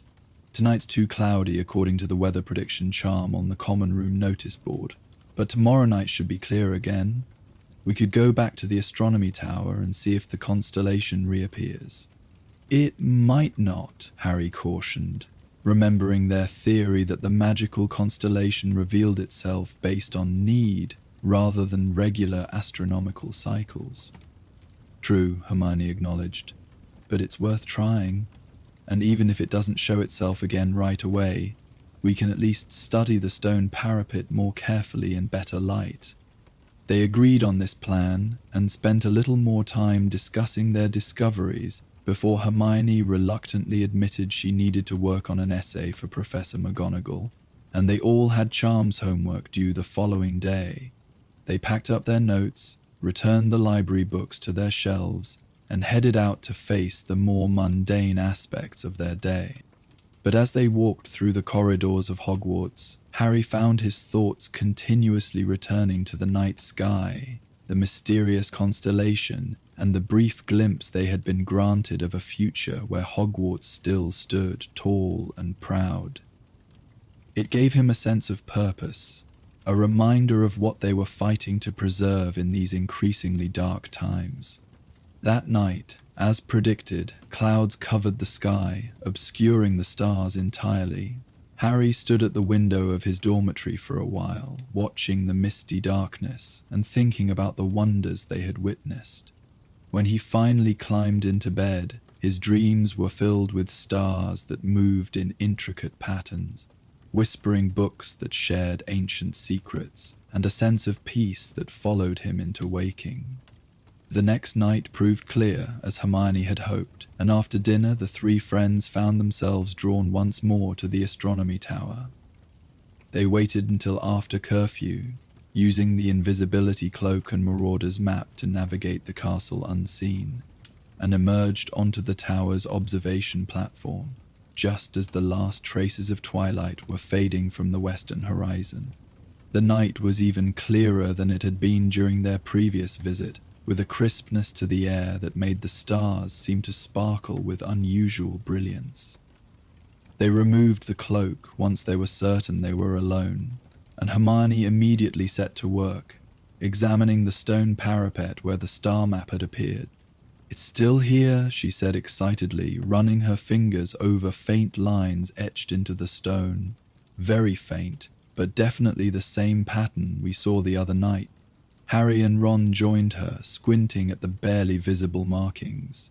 In the pale moonlight, the intricate design was difficult to make out, but once they knew what to look for, they could trace the delicate web of lines and symbols. "Lumos," Hermione whispered, directing her wand's light at the etched pattern. The soft illumination helped a little, but the markings remained stubbornly faint. "Maybe it needs the constellation to fully activate it," Ron suggested, glancing up at the star-filled sky. "Where was the flickering star we saw?" Harry scanned the heavens, trying to recall the exact position. "Near Cassiopeia, I think. There." He pointed to a section of sky where the distinctive W shape of the constellation was clearly visible. They all looked up, searching the area he had indicated, but all the stars burned with the steady light of normal celestial bodies. There was no sign of the unusual flickering that had caught their attention before. "Perhaps it only appears at certain times," Hermione suggested, trying to hide her disappointment. "Or under specific astronomical conditions. Or when we need it," Harry reminded her, echoing their earlier theory. They continued to observe the sky for a while longer, Hermione occasionally consulting a star chart she had brought along and making notes about the positions of various celestial bodies. Despite the absence of the wand-like constellation, there was something peaceful about being up on the tower together, surrounded by the vastness of the night sky. After about an hour, Hermione sighed and rolled up her chart. "I don't think it's going to appear tonight," she admitted. "Worth a try, though," Ron said, surprisingly chipper despite the lack of magical phenomena. "And it's nice up here anyway, quiet." They were preparing to leave, Harry already unfolding the invisibility cloak, when a soft sound caught their attention. A gentle musical note that seemed to come from nowhere and everywhere at once. "Did you hear that?" Harry asked, freezing in place. His friends nodded, their expressions a mixture of surprise and curiosity. The note came again, slightly longer this time, followed by another at a different pitch. It was like the sound of crystal glasses being played with a wet finger, pure and resonant, but with no visible source. "It's coming from," Ron began, turning in a slow circle as he tried to pinpoint the direction. "The stars," Hermione breathed, her face upturned. "Look." Above them, the stars had begun to pulse subtly in rhythm with the mysterious notes, as if the very fabric of the night sky were responding to some celestial music.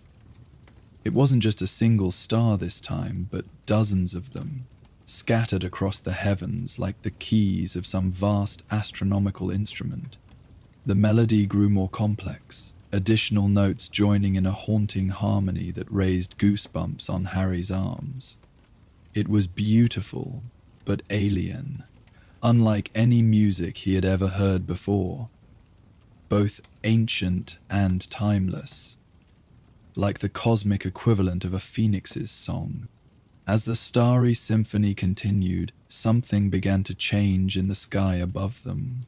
Points of light that had been invisible moments before winked into existence, filling the spaces between the familiar constellations.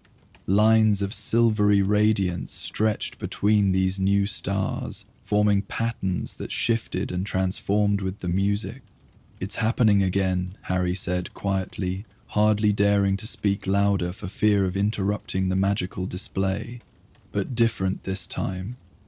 Instead of revealing a single hidden constellation, the entire sky seemed to be reconfiguring itself, showing them a celestial map that few had ever been privileged to see.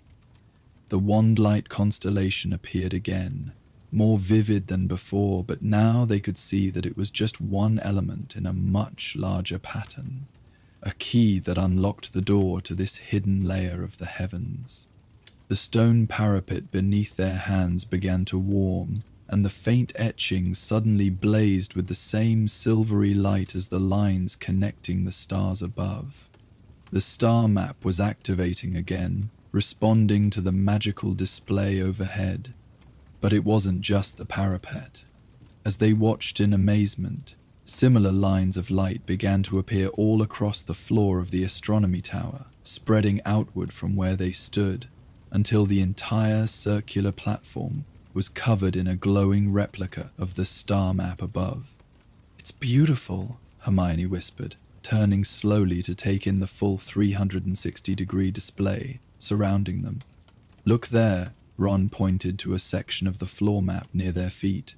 "That symbol, it looks like a book." He was right.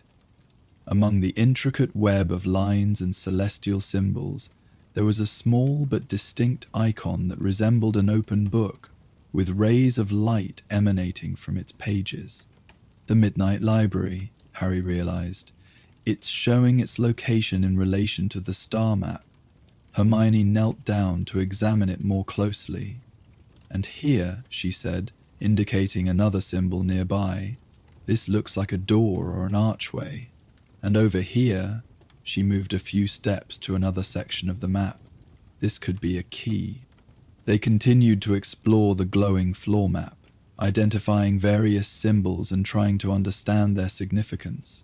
It was like a treasure map, but instead of X marking the spot, it used ancient magical iconography to indicate the locations of hidden wonders and secret passages between different magical realms.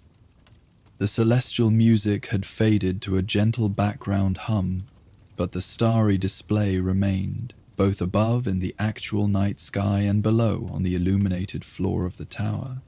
It felt as though they were standing between two mirrors, reflecting infinitely into each other, surrounded by magic that transcended the usual boundaries of space and time. "I think I understand now," Hermione said after a while, her voice filled with quiet wonder. This isn't just about astronomy or navigation in the physical sense. It's a map of magical consciousness, of all the different ways that magic manifests and connects throughout Hogwarts and beyond. Like a magical ecosystem, Harry suggested, remembering a term he'd heard in his Muggle science classes before coming to Hogwarts. Exactly, she nodded enthusiastically. Everything is connected: the Midnight Library, the Hidden Reading Room, the Room of Requirement, and probably dozens of other magical spaces we haven't even discovered yet. They're all part of the same network, different facets of Hogwarts magic that respond to different needs and intentions. And the wand-like constellation is the key to seeing these connections, Ron added, proving once again that he understood more than his friends sometimes gave him credit for. As they continued to study the glowing map beneath their feet, Harry noticed something moving across its surface. A small point of light, like a miniature shooting star, traveling along one of the silver pathways. It reminded him of the dot representing a person on the Marauder's map, but faster and more ethereal. "Look at that," he said, pointing it out to the others. "What do you think it is?" Before either of his friends could answer, more of the tiny lights appeared, darting along various paths on the map. Some moved quickly, others drifted slowly, but all seemed to be following the established routes between different symbols and nodes. "They like travelers," Hermione suggested, watching the lights with fascination. "Moving between different magical realms or states of being." "Or messages," Ron offered. "Like magical communications being sent through the network." One of the small lights detached itself from a path and began to spiral upward, rising from the floor map toward the three friends. They watched, transfixed, as it hovered before them at eye level, pulsing gently, as if awaiting acknowledgement. After a moment's hesitation, Harry reached out his hand, palm upward. The tiny star-like light descended and came to rest in his open palm, where it continued to glow and pulse with a warm, comforting radiance. "It's trying to tell us something," he said, certain of it, though he couldn't explain why. As if in response to his words, the light in his hand expanded slightly, and within its glow, tiny images began to form, miniature projections that played out like scenes from a dream. Harry saw the hidden reading room behind the tapestry of Morgana's garden, its floating candles and comfortable chairs just as they remembered. Then the Midnight Library, with its whispering books and star-filled ceiling. But the vision didn't stop there. It showed other spaces within Hogwarts that he had never seen before. A garden room where plants bloomed regardless of season. A chamber filled with hourglasses and clocks where time seemed to flow differently. A tower that existed only in moonlight. "Are these all real places within Hogwarts?" he asked, his voice hushed with wonder. "I think so," Hermione replied, equally mesmerized by the miniature scenes playing out in Harry's palm. Hidden spaces that reveal themselves only under specific conditions, or to those with specific needs, just like the Midnight Library and the Reading Room. The tiny light continued its display, showing them glimpses of more magical spaces and the paths connecting them.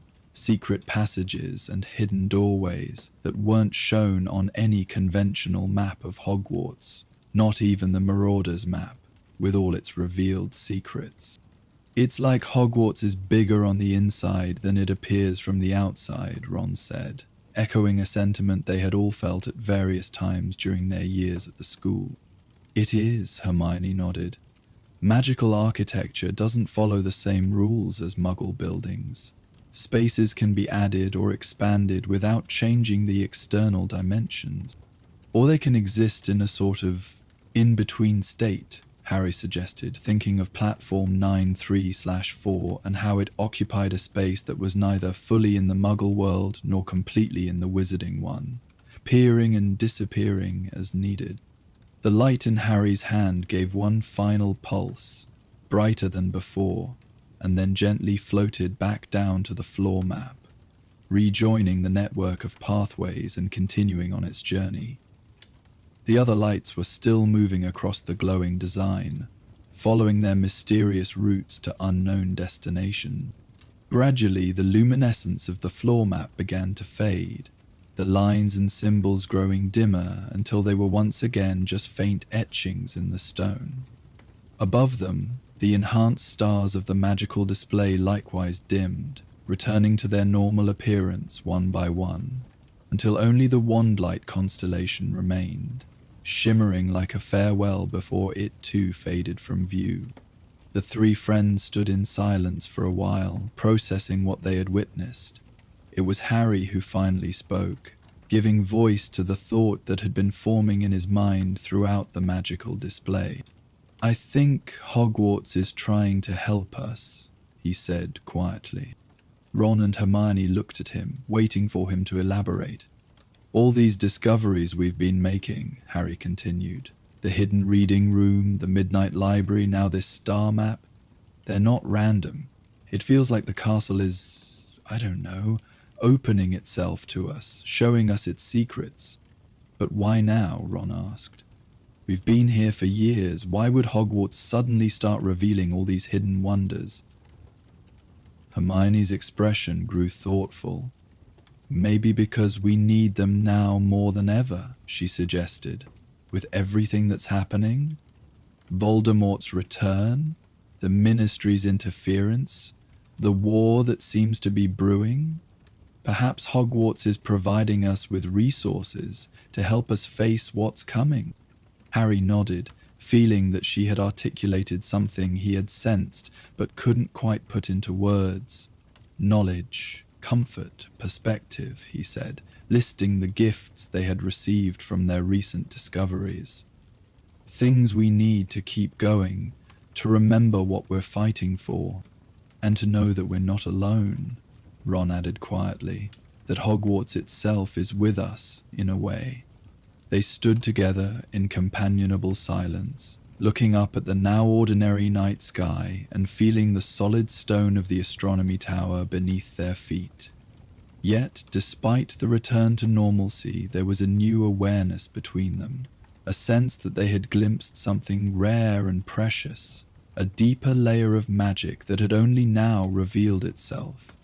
When they finally donned the invisibility cloak and made their way back through the quiet corridors of the castle, Harry found himself noticing details he had overlooked before. The way certain portraits seemed to watch them pass with knowing eyes, how some staircases moved with an almost deliberate intent, the subtle hum of magic that permeated the very stones of the walls. Hogwarts had always been magical, of course. That was its fundamental nature as a school of witchcraft and wizardry. But now Harry understood that its magic went deeper and was more conscious than he had realized. The castle wasn't just a building that happened to house magical people and objects. It was in some profound way alive and aware, with secrets and wonders that it chose to share with those who were ready to discover them. As they whispered the password to the fat lady and slipped into the Gryffindor common room, Harry felt a renewed sense of connection to this place that had become his true home. Whatever challenges lay ahead, whatever battles they might face in the coming days, they would face them with the knowledge that Hogwarts itself was an ally, ancient, powerful, and full of unexpected resources. And as he climbed the stairs to his dormitory and prepared for bed, Harry's last thought before sleep claimed him was one of gratitude. Gratitude for the friends who shared his adventures, for the magical home that sheltered and protected him, and for the stars above that had, for one extraordinary night, sung their cosmic music just for them. The days that followed were filled with a mixture of ordinary school activities and private research into their celestial discoveries. Hermione spent every spare moment in the library poring over ancient astronomical texts and rare books on magical architecture. Ron, surprisingly, took charge of mapping the locations they had seen in the tiny light's projection, creating a modified version of the Marauders map that included their new findings, and Harry found himself drawn repeatedly to the hidden reading room behind the tapestry of Morgana's garden, searching its shelves for books that might shed more light on the Wandlight constellation and the network of magical spaces it had revealed. It was during one such visit, as the three of them sat surrounded by stacks of books in the cozy circular room, that Hermione made a breakthrough. "Listen to this," she said, looking up from a slim volume bound in midnight blue leather with silver stars embossed on its cover. "The Wandlight constellation serves not merely as a celestial marker, but as a key to what the ancients called the Arcanium Hogwartis, the magical heart of the school, where all its myriad enchantments converge and from which they draw their power." "The magical heart of Hogwarts," Ron repeated, setting aside the map he had been working on, "like an actual physical location." "I'm not sure," Hermione admitted, scanning further down the page. "The text is rather poetic in its description. It talks about a chamber of stars where past, present, and future exist simultaneously, and the wellspring from which all the castle's magic flows." "Sounds a bit like the Chamber of Secrets," Harry remarked, "except less snake-infested and more cosmic." "Exactly," Hermione nodded. "But unlike the Chamber of Secrets, this place, if it exists, doesn't seem to have been created by just one of the founders. Rather, it's described as the combined work of all four, the place where they pooled their greatest magic to ensure Hogwarts would endure long after they were gone. And the star map might show how to find it," Harry mused, thinking of the intricate pattern they had seen on the floor of the astronomy tower. Among all those symbols and pathways, there must have been something indicating this. Arcanium. Hermione bit her lip thoughtfully. "The problem is, we didn't know what to look for at the time. We recognized the symbol for the Midnight Library because we'd already found it, but there were dozens of other icons we couldn't identify. So we need to see the map again," Ron concluded. "Next time the Wandlight constellation appears." "If it appears," Harry reminded them, "it seems to show itself on its own schedule or based on some need we might not fully understand." They fell silent, contemplating this challenge. The magical display they had witnessed on the astronomy tower had been extraordinary, but there was no guarantee it would repeat itself anytime soon, and without another look at the complete star map, their understanding of the magical network within Hogwarts would remain fragmentary. It was Ron who finally broke the silence with an unexpected suggestion. "What if we don't need to wait for the constellation to reappear?" he asked. "What if we could find another way to access the map?" Hermione looked at him skeptically. "How? The map only fully activated when the Wandlight constellation appeared in the sky." "Yes, but the etched lines remained visible in the stone afterward," Ron pointed out. "Faint, but still there. What if there's a way to enhance them, to make them visible without the constellation?" Harry sat up straighter, intrigued by the idea. "Like using Revelio or another revealing charm on the stone parapet?" "We tried that already," Hermione reminded him, "when we went back the second night." "But we didn't try it with Wandlight," Ron said, his expression brightening as the idea took shape. "Think about it. The constellation is called the Wandlight. What if that's not just a name but a clue? What if we need actual light from our wands to activate the map?" Harry and Hermione exchanged surprised looks, considering the possibility. It was the kind of simple yet brilliant insight that Ron occasionally produced, cutting through complexity to find an elegant solution. "It's worth trying," Harry decided, "tonight if the tower is clear." Thus, as evening fell, the three friends once again made their way to the astronomy tower, slipping past patrolling prefects and avoiding Filch's watchful eyes with the help of the invisibility cloak and Marauder's map. The night was mild, with a slight breeze that carried the scent of the forbidden forest and the distant lake. Above, the stars were visible but not especially bright, with thin clouds occasionally drifting across the moon. When they reached the stone parapet where the star map had appeared, they immediately set to work. Hermione cast a quick charm to ensure they wouldn't be disturbed, not quite as powerful as the protective enchantments she would later perfect during their Horcrux hunt, but sufficient to alert them if anyone approached the tower. "Ready?" Harry asked, drawing his wand. Ron and Hermione nodded, raising their own wands. "Lumos," they said in unison.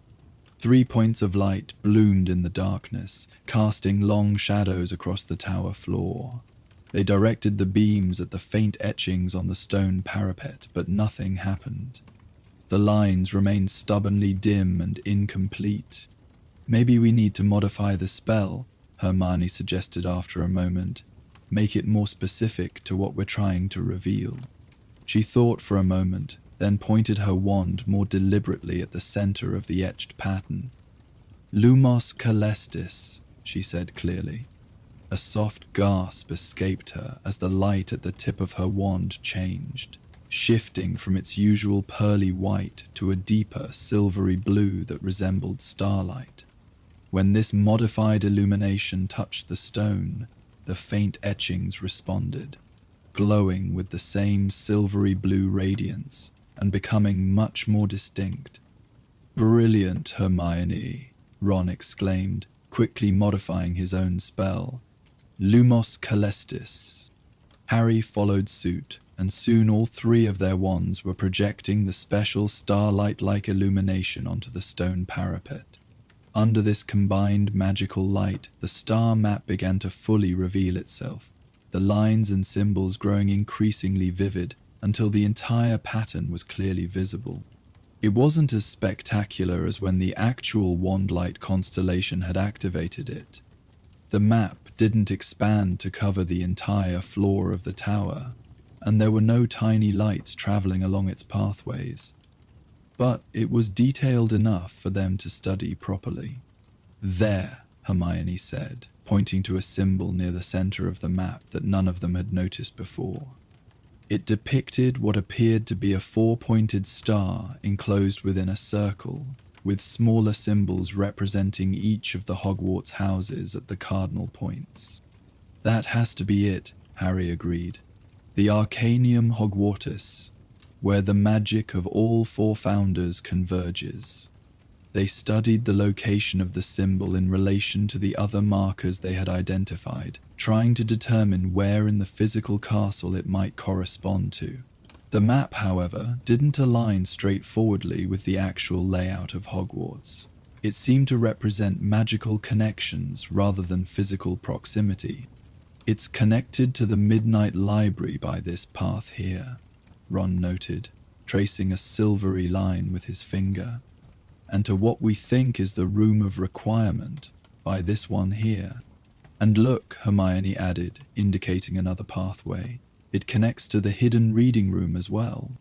"So it's a kind of hub," Harry suggested, "a central point that links to all these other magical spaces." They continued to study the map, noting other symbols and pathways and trying to make sense of their arrangement. Some patterns began to emerge. Certain symbols were grouped together, while others stood alone but with multiple connections to different parts of the network. "I think I see how it works," Hermione said after a while, her voice quiet with realization. "The Arcanium isn't just in one fixed location, it's everywhere and nowhere, existing at the intersection of all these magical spaces." "Like Platform 9-3/4, Harry asked, recalling their earlier conversation about in-between spaces. "Similar, but more complex," she nodded. "I think it can be accessed from multiple points within Hogwarts, but only under specific conditions. The book described it as a place where past, present, and future exist simultaneously. That suggests it exists outside normal space and time. "So how do we find it?" Ron asked, the practical question that was on all their minds. Hermione traced several pathways on the map with her fingertip, following them from recognizable symbols to the central four-pointed star. I think we need to use the spaces we've already found. The Midnight Library, the Hidden Reading Room, they're like doorways or gateways to the Arcanium, but we need to know how to open them." As she spoke, a strange sensation washed over Harry, a feeling of being watched, not in a threatening way, but as if the castle itself were listening to their conversation. He glanced up from the map and found himself meeting the eyes of a small stone gargoyle perched on the edge of the tower's battlements, a decorative element he had never particularly noticed before. For a split second he could have sworn the gargoyle winked at him. "Harry," Hermione's voice broke into his thoughts. "Are you all right?" "Fine," he said, blinking and looking back at the map. "Just thought I saw. Never mind. So we need to figure out how to use these places we've found as gateways to the Arcanium. Any ideas?" They discussed possibilities for a while longer, making notes and sketching portions of the map for future reference. The silvery lines remained visible under their modified wand light, but eventually they decided they had learned all they could for one night. With a final knocks from each of them, the illumination faded, and the stone parapet returned to its ordinary appearance, the etched lines once again barely visible in the moonlight. As they prepared to return to Gryffindor Tower, Harry found himself taking one last look at the night sky.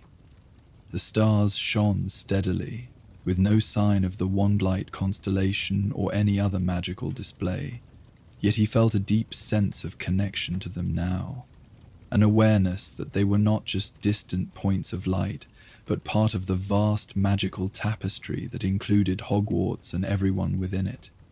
With this comforting thought, he joined his friends under the invisibility cloak, and they made their quiet way back through the sleeping castle, their minds filled with stars and hidden magic, and the promise of wonders yet to be discovered. The following weekend brought a welcome respite from the increasingly demanding coursework that had occupied much of their time. While the air had a crisp autumn chill, the sun shone brightly over the grounds of Hogwarts, casting long shadows across the grass and glinting off the surface of the Great Lake. "I think we should visit Hagrid," Harry suggested as the three friends sat in the Gryffindor common room after lunch. "We haven't seen him properly in weeks." "That's a good idea," Hermione agreed, looking up from the book on celestial magic she'd been studying since their discovery of the Wandlight constellation. "I could use a break from research. And I could use some of Hagrid's rock cakes," Ron grinned, "to, test my jaw strength." Harry laughed, already reaching for his cloak. "Let's hope he's made tea instead." They set off across the grounds, following the familiar path down the sloping lawn toward the gamekeeper's hut at the edge of the Forbidden Forest. Smoke curled invitingly from the chimney, suggesting Hagrid was indeed at home, and as they approached, they could hear Fang's booming bark from within. The door swung open before they could knock, revealing Hagrid's massive form filling the doorway, his beetle-black eyes crinkling with pleasure at the sight of them. "Abu time, yay, came to visit," he exclaimed, ushering them inside with a broad sweep of his arm. "Was beginning to think ye had forgotten where I live." "Sorry, Hagrid," Harry said, feeling a twinge of guilt. "We've been really busy with classes, and midnight adventures up to the astronomy tower," Hagrid finished for him, his eyes twinkling knowingly. The three friends exchanged startled glances. "How did you—" Ron began. "Not much happens at Hogwarts that I don't hear about," Hagrid said, moving to the fireplace where a copper kettle was already beginning to steam.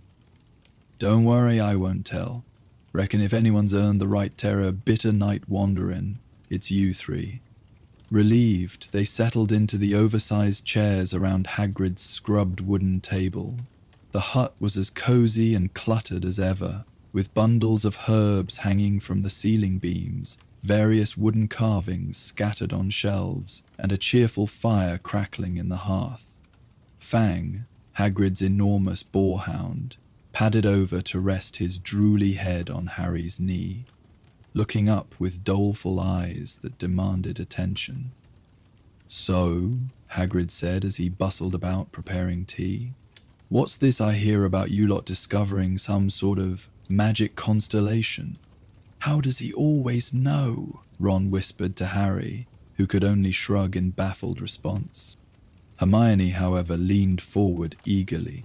"It's called the Wandlight Constellation, Hagrid. It's not in any of the modern astronomy books because it's only visible under specific magical conditions. We saw it from the astronomy tower 2 nights ago." "The Wandlight, eh?" Hagrid nodded as he set out a collection of mismatched teacups, including a particularly large one for himself that looked more like a small bowl. "Thought that may be it.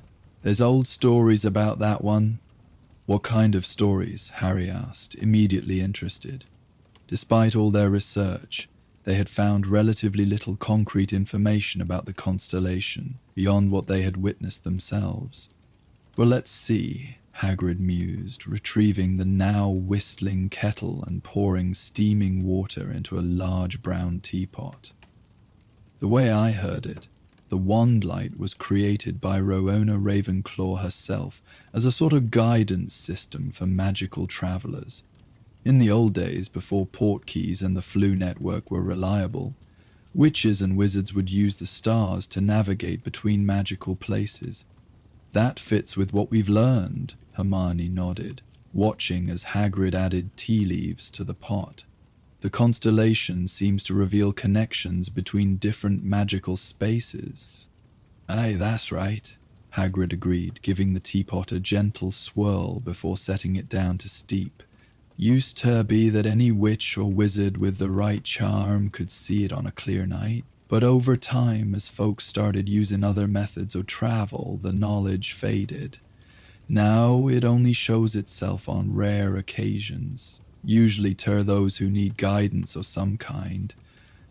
He moved to a cupboard and brought out a plate of what appeared to be freshly baked scones, which was a pleasant surprise given Hagrid's usual rock-hard offerings. "Made these this morning," he said proudly. "New recipe." Ron reached for one cautiously, but his expression brightened upon taking a bite. "Hey, these are actually good." "Don't sound so surprised," Hagrid grumbled, though he looked pleased. "Been taking cooking lessons from the house elves. Turns out I was using too much bicorn horn in me baking." "Bicorn horn?" Hermione repeated, looking alarmed. "Hagrid, that's a potion ingredient, not a cooking one." "Explains a lot, don't it?" he chuckled, retrieving the teapot and beginning to pour the amber liquid into their cups. "Anyway, about this Wandlight business." But what Hagrid was about to say was interrupted as Ron, reaching eagerly for another scone, accidentally knocked over his yet unfilled teacup. It rolled across the table and teetered at the edge for a heart-stopping moment, before Hermione's quick reflexes saved it from a shattering end on the floor. "Sorry," Ron muttered, ears turning pink with embarrassment. "No harm done," Hagrid assured him as Hermione carefully set the cup upright again. It was a delicate thing compared to Hagrid's usual sturdy tableware. Fine white porcelain with a pattern of blue flowers and gold trim around the rim. "I've never seen this cup before, Hagrid," Hermione remarked, examining it with interest. "It's quite lovely." "Ah, that one." Hagrid's expression softened as he filled it with tea and passed it to Ron. "Found it in one of the old storage cupboards while I was cleaning last week. Must have been tucked away for years. Thought it deserved a turbo use again, rather than gather in dust." Ron accepted the cup somewhat gingerly, clearly afraid of causing further mishaps. As he brought it to his lips, however, he paused, a puzzled expression crossing his face. "Did you hear that?" "Hear what?" Harry asked. "I dunno," Ron frowned, staring at the cup. "It was like A whisper. They all fell silent, listening intently. For a moment there was nothing but the crackling of the fire and Fang's heavy breathing as he dozed in the corner. Then, so faintly that they might have imagined it, there came a soft murmuring sound from the direction of Ron's teacup. "There," Ron exclaimed, nearly sloshing tea over the rim in his excitement. "Did you hear it that time?" "I did," Hermione confirmed, leaning closer. "It's coming from the cup itself." Hagrid's bushy eyebrows rose in surprise. "Well, don't that beat all," he muttered. "Thought it was just a pretty bit of china." Harry reached across the table. "May I?" he asked, and Ron carefully passed him the teacup. As soon as it was in his hands, Harry could hear it more clearly, a gentle whispering, like the rustle of autumn leaves or the distant murmur of a stream. It wasn't frightening, but rather soothing, almost musical in its cadence, though he couldn't make out any distinct words. "It's enchanted," Hermione breathed, watching with fascination. "But not like a normal magical object. This feels different." She was right, Harry realized. There was something uniquely gentle about the magic emanating from the cup, lacking the forceful intentionality of a charmed object, but possessing a quality that felt almost alive. "Try drinking from it," Hagrid suggested, his own curiosity evidently piqued. "Might make the charm stronger." With a slight hesitation, Harry raised the cup to his lips and took a small sip of the tea. It was perfectly brewed, sweetened with just a touch of honey, and warmth spread through him as he swallowed. But more remarkable was what happened to the whispering. It became instantly clearer, as though someone had turned up the volume on a radio that had been playing too softly to comprehend. Sunshine through the windows that morning, and the flowers had just begun to bloom in the courtyard.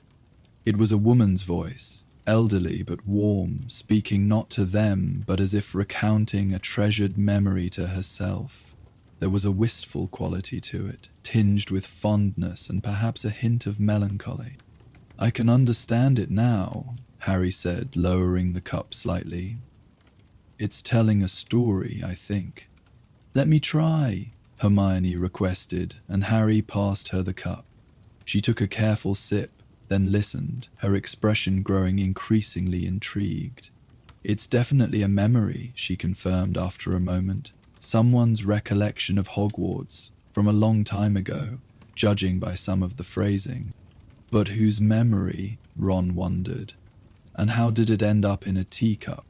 Hagrid scratched his beard thoughtfully.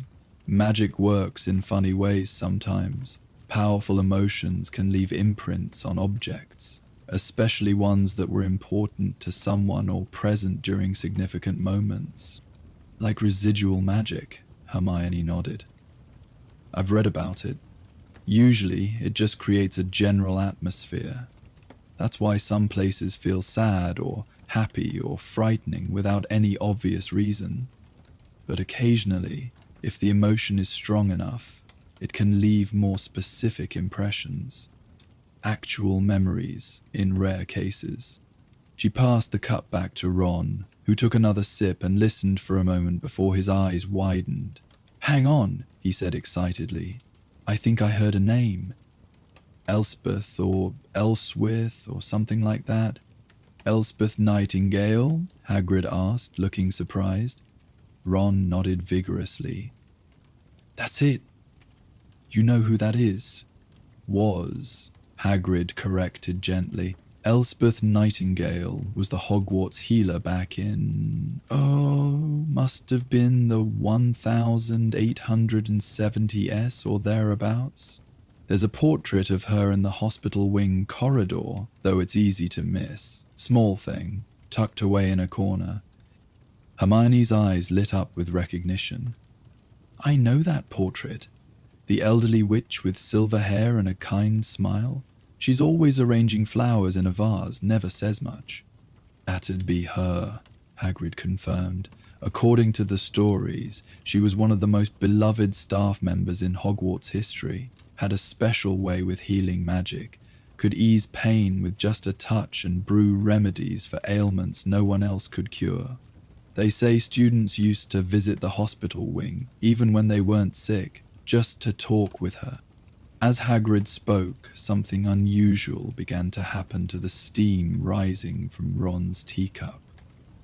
Instead of dissipating in the air, it started to swirl and coalesce, forming a small, misty image that hovered over the rim.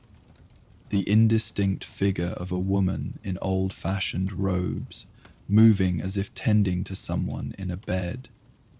"Look at that," Harry breathed, pointing to the miniature scene playing out in the steam. They watched, transfixed, as the steam figure bent over what appeared to be a sickbed, her hands moving in gentle motions that suggested the casting of healing spells or the application of medicine. Though the image was blurry and translucent, there was a palpable sense of care and tenderness in the movements. "It's showing us what the memory is about," Hermione realized, Elspeth caring for someone in the hospital wing. As if in response to her words, the whispering from the cup grew slightly louder, and now they all could hear it clearly without needing to take sips of tea. Poor dear was burning with fever when they brought him in, his little face so pale and drawn. None of the usual remedies were working, and I feared we might lose him before dawn. In desperation, I tried the experimental potion I'd been developing, moonflower and dittany, steeped in unicorn tears. It was a risk, but one worth taking for the child's life. The steam dish shifted, showing the woman, Elspeth, carefully administering something to a small figure in the bed, then sitting beside them, holding their hand through the night, as time seemed to pass in the accelerated way of memories. And by morning the fever had broken. When he opened his eyes and smiled at me, I felt such relief that my own tears mingled with his mother's. Some healings stay with you forever, becoming part of the tapestry of your life. As these words faded, the steam dispersed, the image vanishing like a dream upon waking. But a gentle warmth remained, filling the room with a sensation of profound comfort and peace, the emotional echo of that long-ago moment of healing and joy. "That was beautiful," Hermione said softly, after a moment of respectful silence. Hagrid nodded, his own eyes suspiciously moist behind his wild hair. "Aye, that it was. Remarkable woman by all accounts. But how did her memory end up in this teacup?" Harry wondered, studying the delicate porcelain as Ron set it down on the table. "Perhaps it was hers," Hermione suggested, "something she used regularly that absorbed the essence of her experiences over time. Or maybe," Ron added thoughtfully, "it was a gift from someone she helped, as a thank you." Hagrid considered this, nodding slowly. Could be. In the old days, it wasn't uncommon for grateful patients to give gifts to their healers. And fine porcelain like this would have been a proper special present. The teacup sat innocently on the table, looking like nothing more than a pretty antique. But now, knowing what it contained, the precious memory of a kind woman's life's work, it seemed to glow with an inner significance that transcended its modest appearance. "What should we do with it?" Ron asked, looking to the others for guidance. "It doesn't seem right to just use it for tea now that we know what it is." "I think," Harry said slowly, an idea forming in his mind, "that we should return it to where it belongs." "The hospital wing?" Hermione guessed, picking up on his thought. Harry nodded. "Near her portrait. It feels right, doesn't it? To reunite her memory with her image?" "It does," Hagrid agreed, surprising them somewhat with his ready acquiescence to parting with the cup. "Some things have a proper place, and it seems like this little cup is trying to find its way back to Elspeth, in a manner of speaking. But will Madame Pomfrey let us just bring in a random teacup and leave it there, Ron asked practically. Hermione bit her lip, thinking, we could explain. She's a healer too. Surely she'd understand the significance. Or, Harry suggested with a slight smile, we could go when the hospital wing is empty. After all, we do have a certain cloak that's proven useful for such situations. Ron grinned. Midnight adventure to the hospital wing? Bit tame compared to our usual, but I'm in. We shouldn't need the cloak, Hermione protested, though without much conviction. It's not like we're doing anything wrong. Technically, students aren't supposed to be wandering the corridors after hours, Hagrid reminded her, trying and failing to look stern. But in this case, I reckon it's for a good cause. Jews don't tell anyone I said that, he added hastily. They finished their tea, using different cups, and spent another pleasant hour with Hagrid, catching up on news and sharing sanitized versions of their recent discoveries. As the afternoon waned and shadows lengthened across the grounds, they prepared to head back to the castle for dinner. Keep the cup safe until tonight, Hagrid advised, as he wrapped it carefully in a clean handkerchief and handed it to Hermione, who had the steadiest hands of the three. And let me know how it goes. I've half a mind to come with ye, but... He gestured ruefully at his enormous frame. Not exactly built for sneaking about, am I?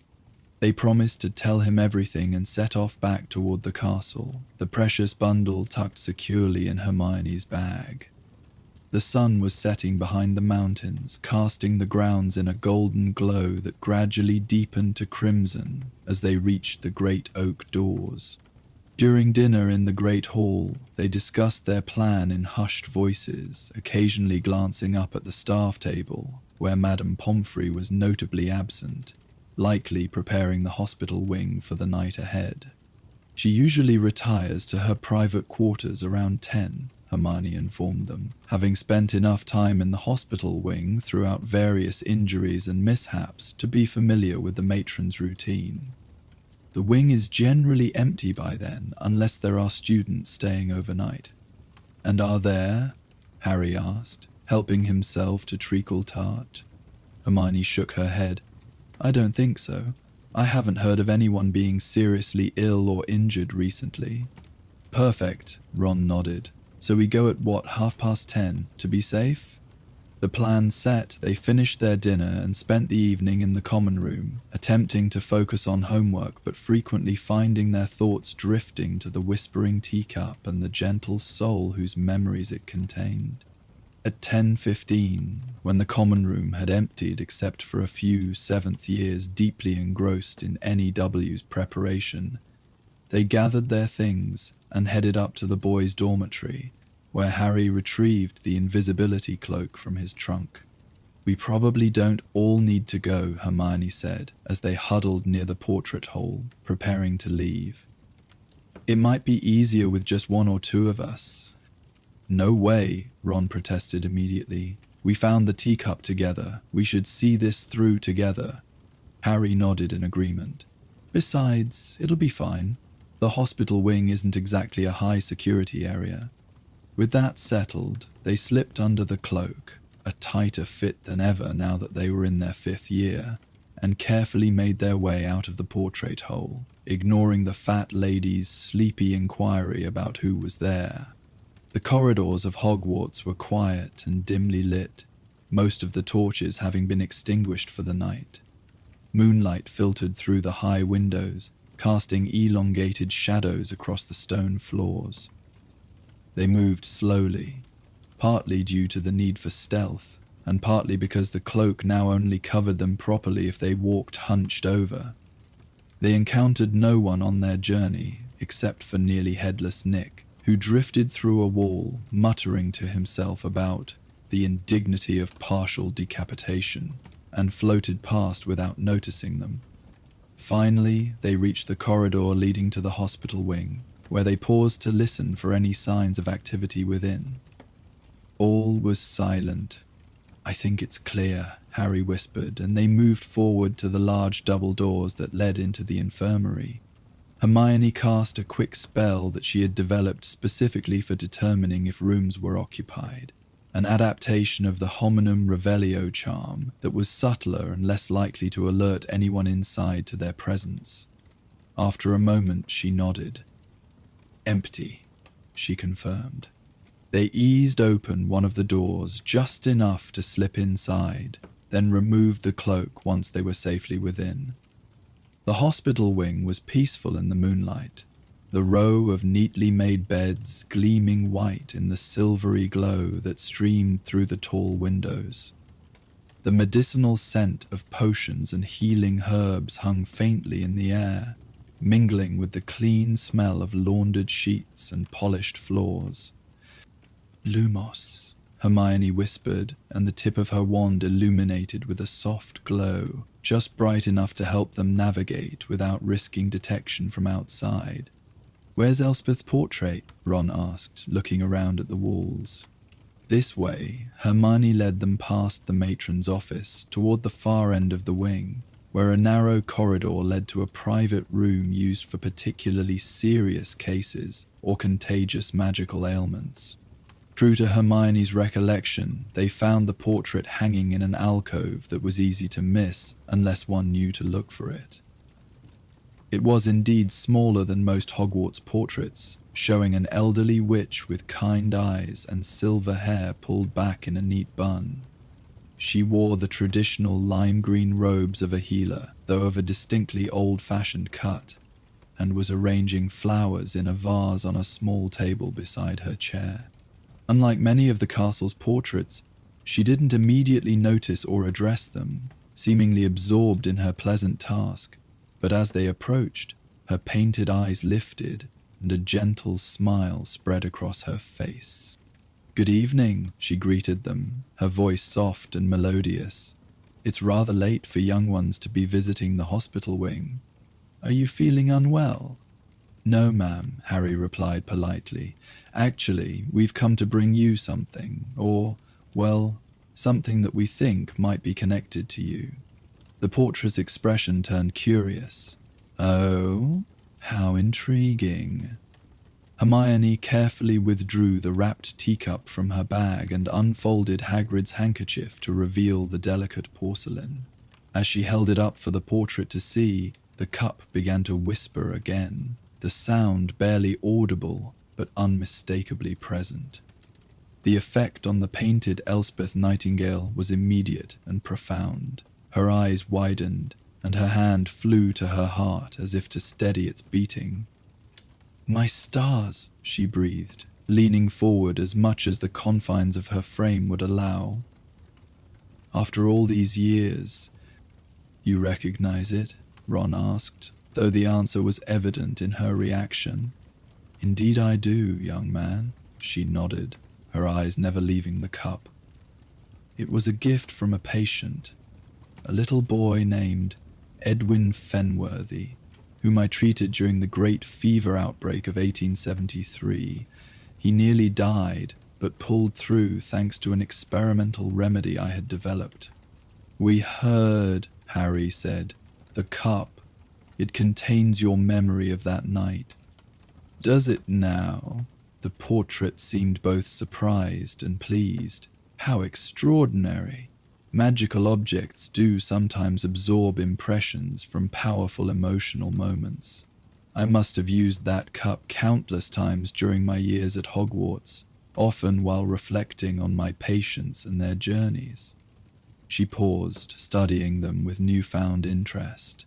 "And you three felt compelled to bring it here to me. How did you come by it, if I may ask?" They explained how Hagrid had found the cup in storage, and how they had accidentally discovered its magical nature during their visit to his hut. "Ah." Elspeth nodded when they finished. "Objects of emotional significance can sometimes become displaced over the years. They develop a kind of restlessness, a need to return to their proper place. I suspect my dear teacup has been trying to find its way back to me, or what remains of me, for quite some time." "We thought it belonged here," Hermione said. near your portrait. You thought correctly, my dear. The painted healer smiled warmly, and I am most grateful. It does an old portrait good to be reunited with a piece of her living memory. What should we do with it? Harry asked, looking around for a suitable place to leave the cup. Elspeth considered for a moment. There's a small shelf just below my frame, she suggested.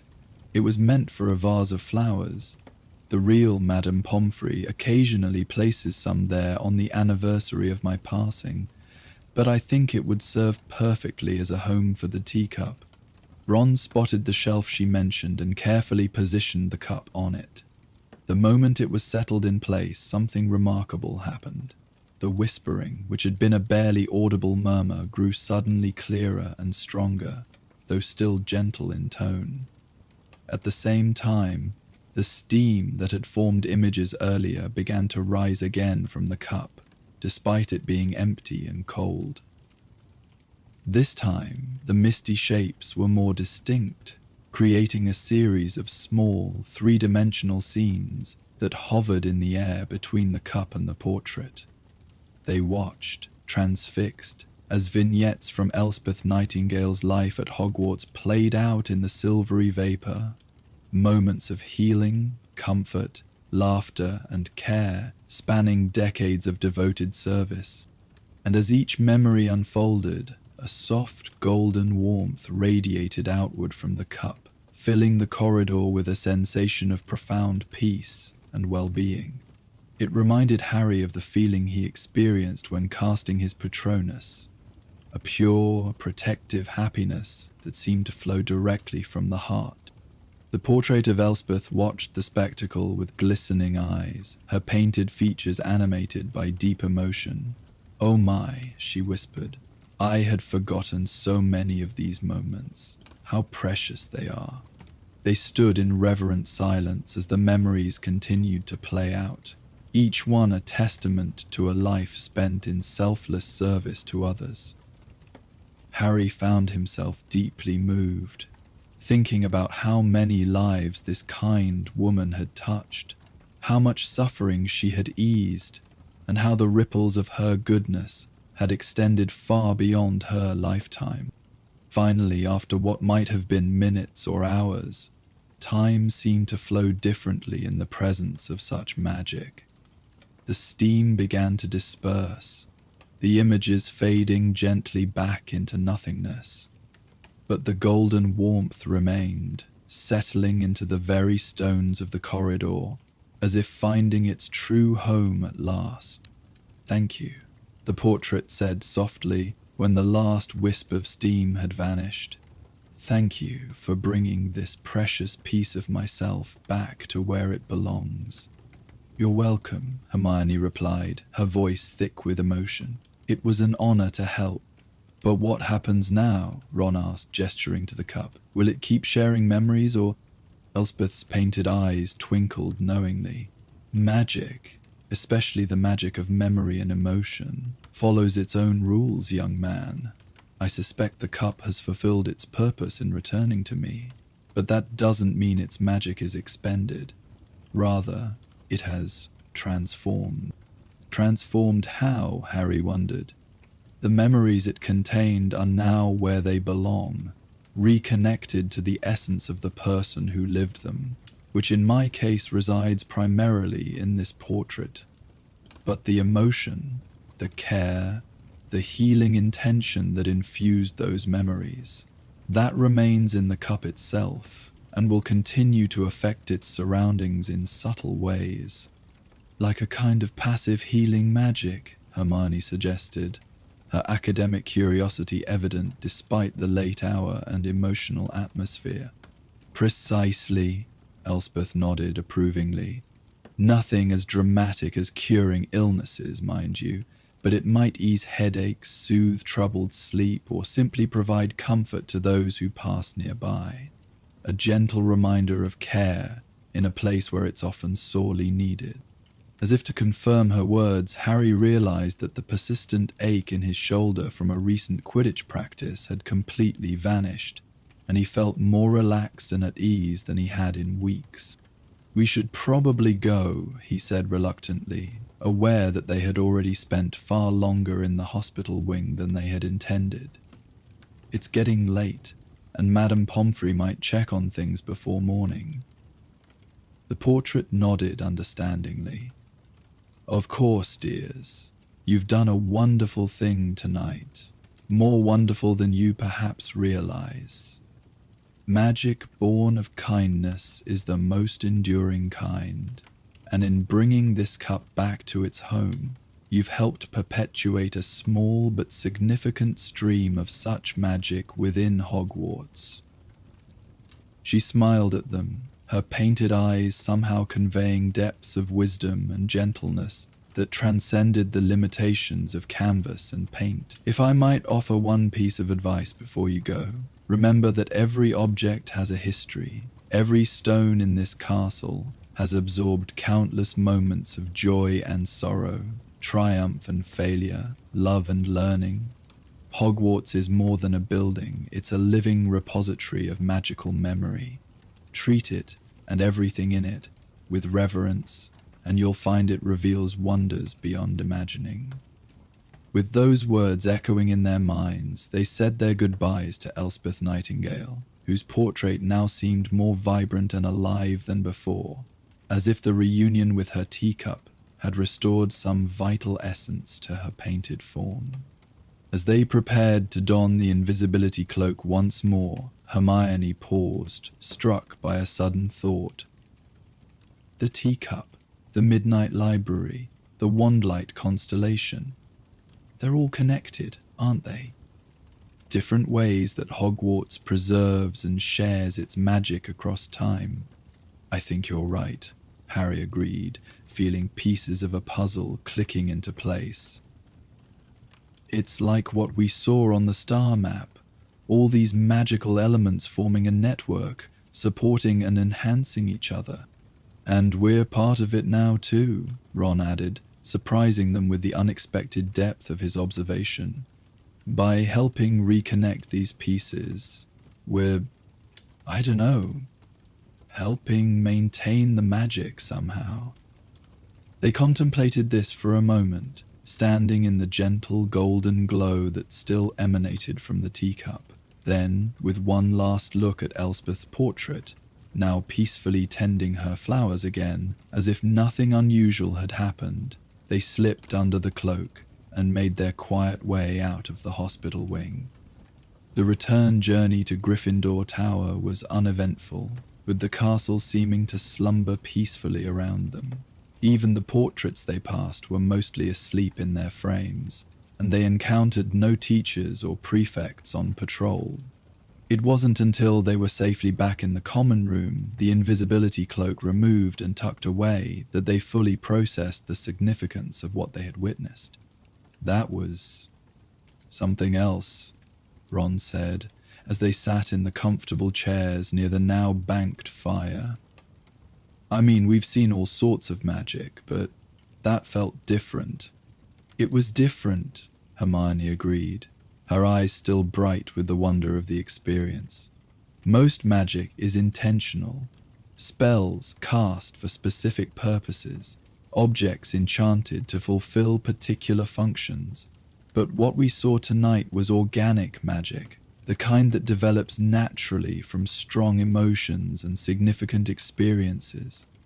Like the castle itself responding to generations of students and teachers, Harry suggested, recalling their theories about Hogwarts' magical consciousness. Exactly, Hermione nodded. And I think that's what Elspeth meant about objects having histories. Everything at Hogwarts, from teacups to tapestries, from wands to windows, has absorbed a little bit of the magic that's been performed around it. The emotions that have been felt near it. Makes you look at things differently, doesn't it? Ron mused, glancing around the common room, as if seeing its familiar furnishings in a new light. Like, how many students do you reckon have sat in these exact chairs over the centuries? How many laughs and tears and brilliant ideas have they witnessed?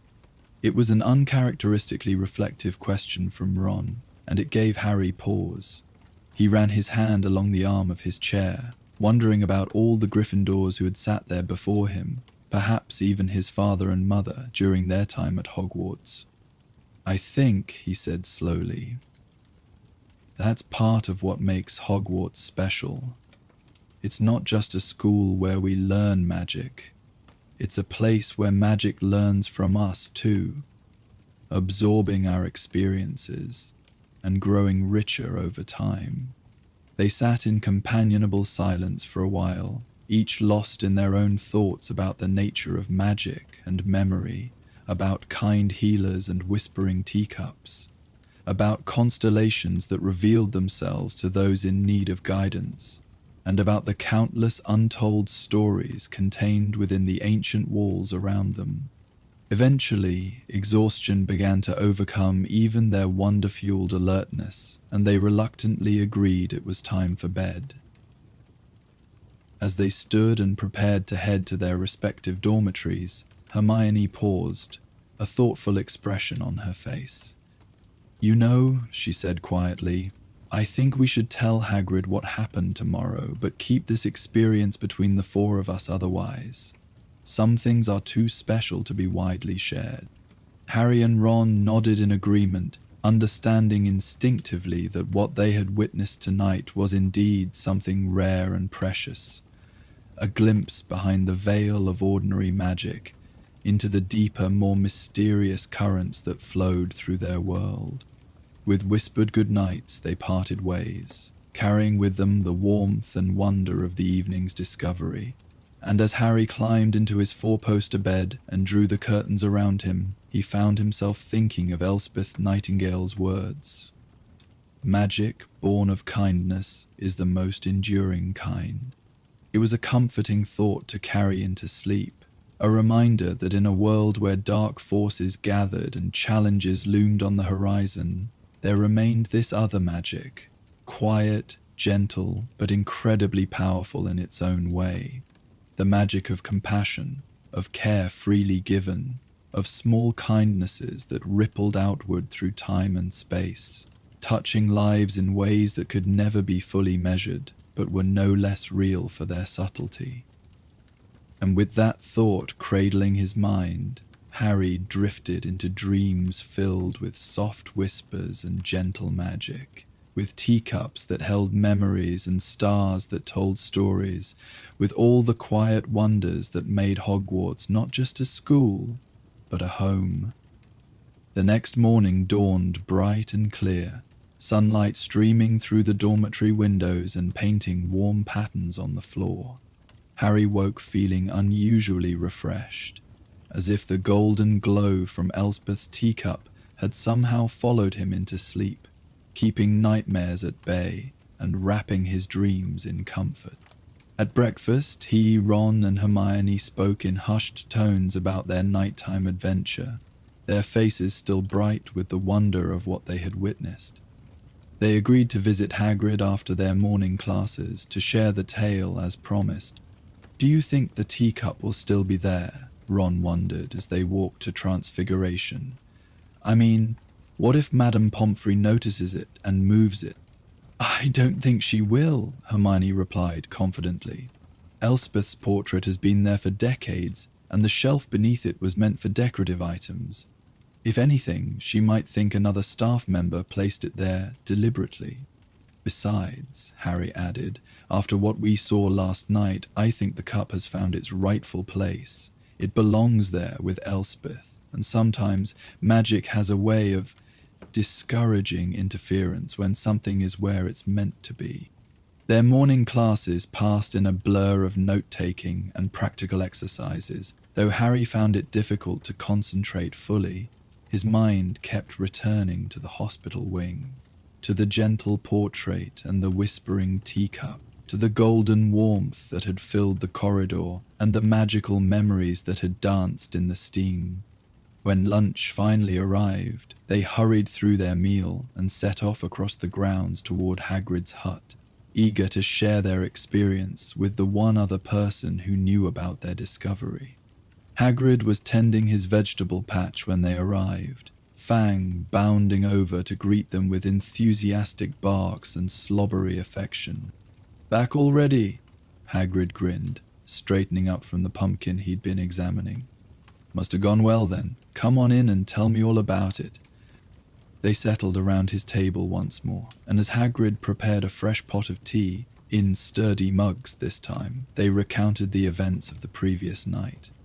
Finding Elspeth's portrait, witnessing the reunion between her and her teacup, and the extraordinary display of memories and emotion that had followed.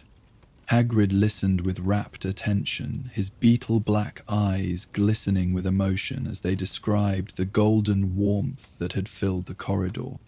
"That's proper magic, that is," he said when they finished, nodding appreciatively. "Not the flashy kind they teach in classes, but the deep, old magic that comes from the heart." He took a large sip of tea, then added, "You three did a good thing, returning that cup where it belonged. Reckon Elspeth's spirit, or whatever part of her remains in that portrait, will rest easier now." "It felt right," Harry agreed, "like we were helping restore a small piece of Hogwarts history." "That's exactly what you were doing," Hagrid confirmed.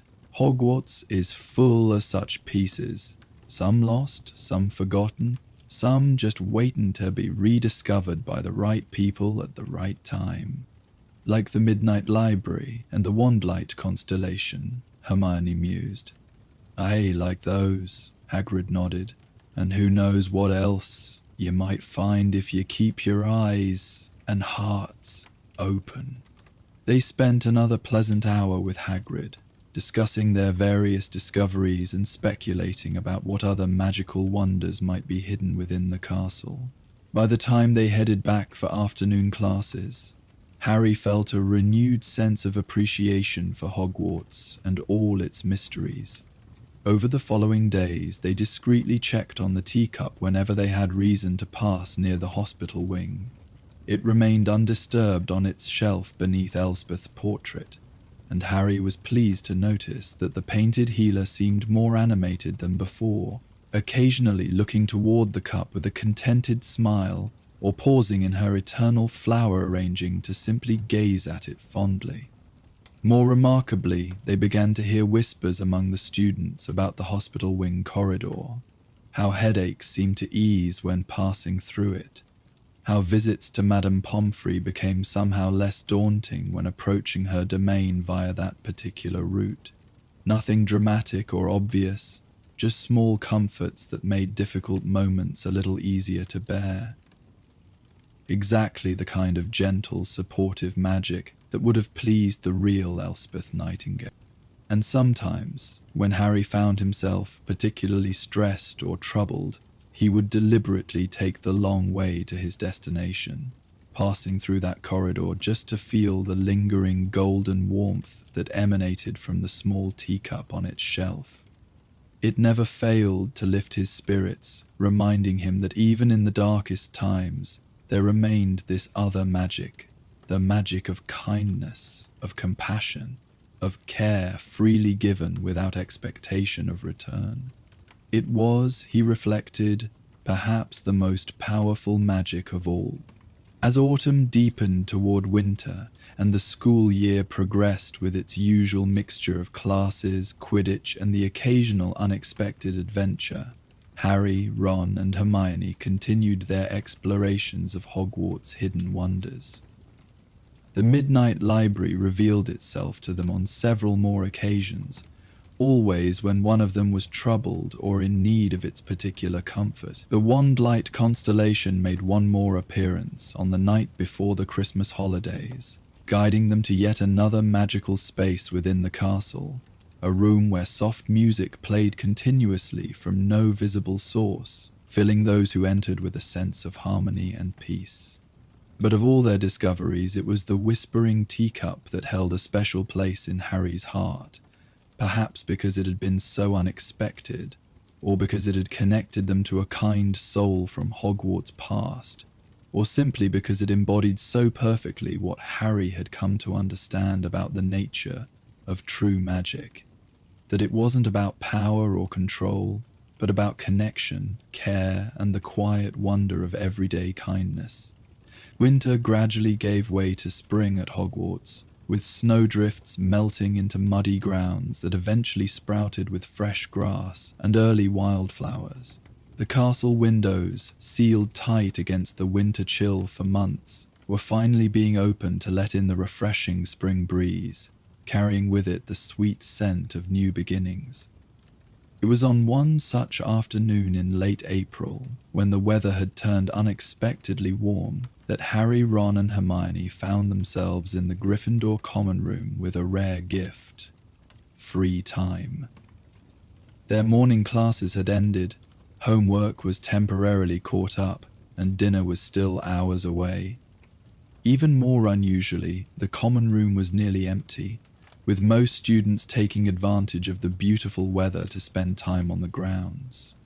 Harry sat in his favorite armchair by the window, which had been opened just enough to let in a gentle breeze that occasionally ruffled the pages of the Quidditch magazine he was leafing through.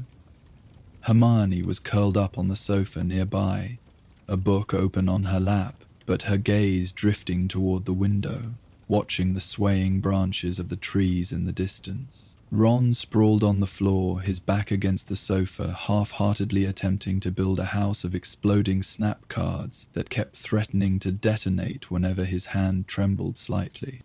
Golden afternoon sunlight streamed through the windows, casting warm pools of light across the rich red carpet and comfortable furniture. The fire in the hearth had been reduced to a small, cozy flame that provided just enough warmth to balance the cool breeze from outside. It was one of those perfect, peaceful moments that seemed to stretch out like honey, sweet and unhurried. "I'm bored," Ron announced, flopping onto his back as his card house collapsed with a small puff of smoke. "You could always start that essay for Professor Binns," Hermione suggested, though without her usual academic fervor. Even she seemed reluctant to dive into schoolwork on such a lovely afternoon. Ron snorted. 2 feet of parchment on goblin-wizard relations in the 14th century, no thanks. I'd rather be bored. Harry set aside his magazine, stretching his arms above his head. "We could go outside, join everyone by the lake." "Too crowded," Ron said, sitting up and leaning against the sofa again. "Everyone's out there. Besides, it's nice in here with just us. Peaceful." Hermione nodded in agreement, marking her place in her book and setting it aside. "It is rather lovely, isn't it? We rarely get the common room to ourselves these days." A comfortable silence fell between them, broken only by the gentle crackling of the fire and the soft rustle of leaves from outside. Harry watched as a particularly playful breeze swept into the room, lifting a small feather, lightly from someone's quill, off one of the study tables. It danced in the air, twirling and dipping before floating toward them. Almost instinctively, Harry pulled out his wand and pointed it at the feather. "Wingardium Leviosa," he said softly, and the feather halted its descent, hovering mid-air before beginning to rise again under his magical control. Ron's face brightened as he watched the feather glide through the air, following the deliberate movements of Harry's wand. "Remember when we first learned that spell?" he asked, grinning at the memory. Hermione was so bossy about it. "It's Leviosa, not Leviosa," Hermione mimicked her younger self with a smile, emphasizing the pronunciation just as she had done in their first year. They all laughed, the sound mingling warmly in the sunlit room. "You were right, though," Ron admitted, pulling out his own wand. As usual, Harry guided the feather toward Ron, who raised his wand and took over the spell with a careful swish and flick. "Wingardium Leviosa," he intoned, his pronunciation exaggeratedly precise. The feather continued to hover, now following Ron's direction as he made it loop in lazy circles above their heads. "It's odd to think how challenging this seemed back then," Hermione observed, watching the feathers dance. Such a simple spell, but it felt so monumental when we first managed it. First spell I ever really got right, Ron remembered, guiding the feather into a figure-8 pattern. Well, properly right, anyway. An idea occurred to Harry as he watched the feather's gentle movements.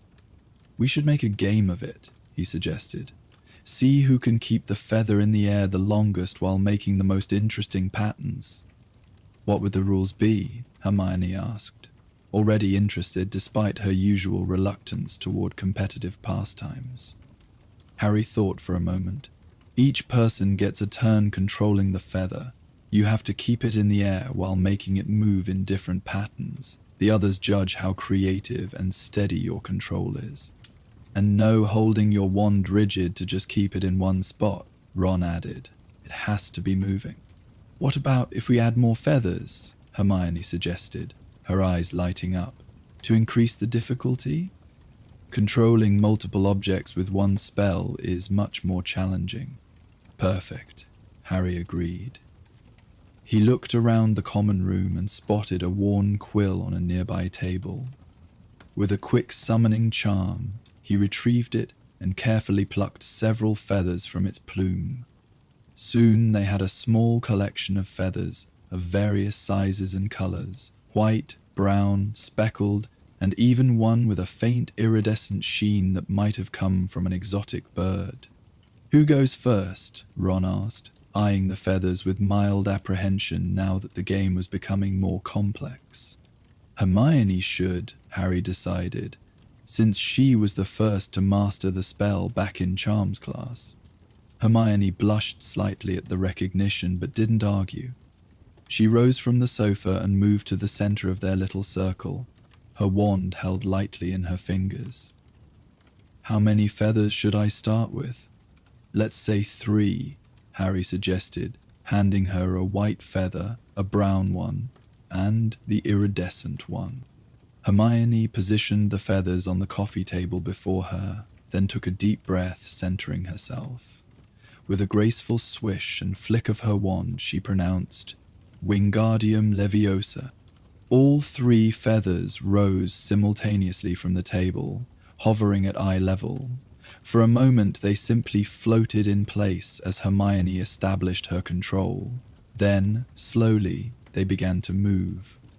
It was like watching a carefully choreographed dance. The feathers began circling one another, weaving in and out in a complex pattern that reminded Harry of the solar system model he'd once seen in a Muggle science classroom. The white feather orbited slowly around the brown one, while the iridescent feather traced a wider circle encompassing them both.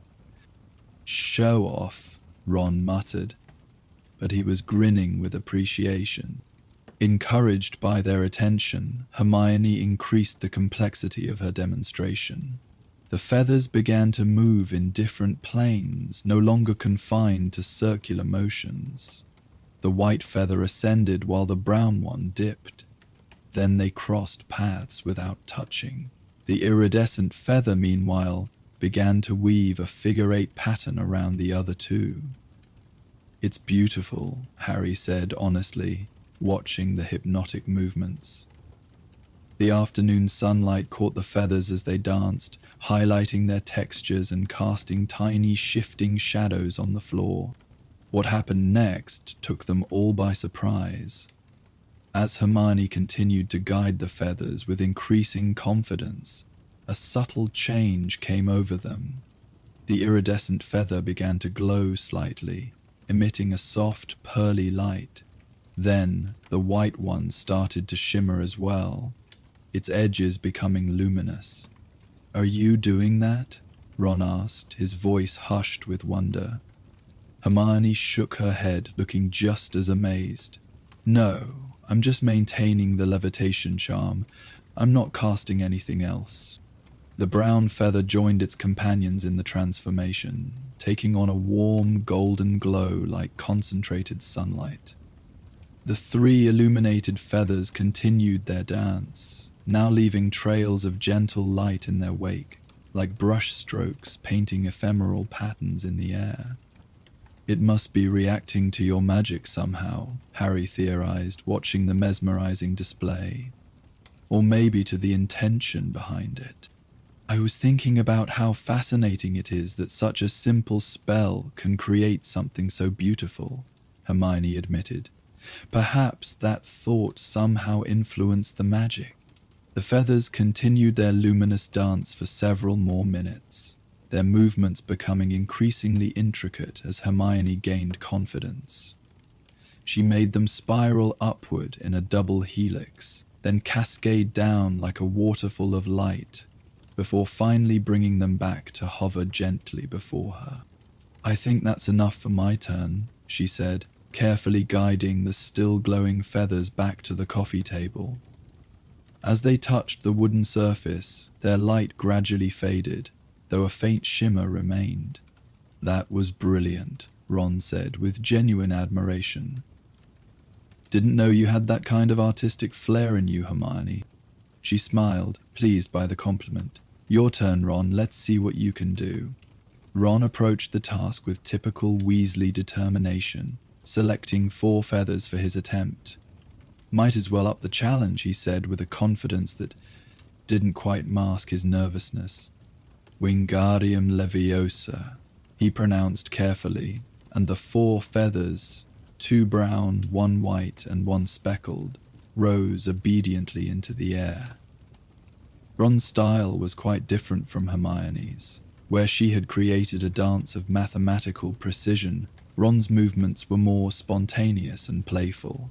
He sent the feathers zooming around the room like tiny Quidditch players, diving and soaring in swooping arcs that made Harry instinctively track them, as he would a snitch.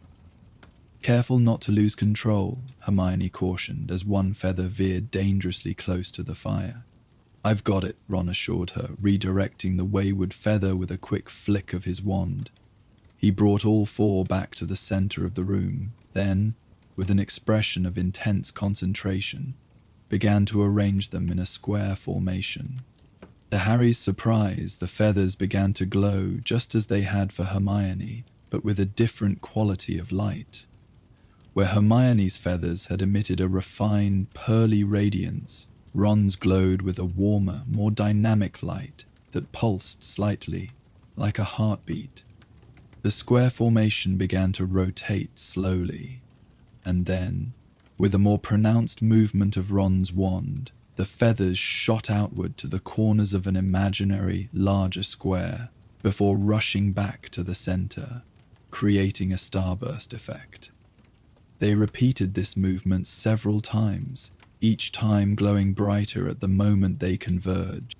I'm trying to make them look like the Chudley Cannon's Hawkshead formation, Ron explained, his face screwed up in concentration. Harry wasn't sure the result exactly matched a Quidditch formation, but it was impressive nonetheless.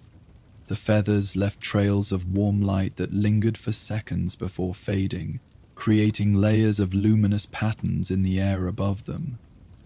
As Ron's confidence grew, so did the complexity of his display.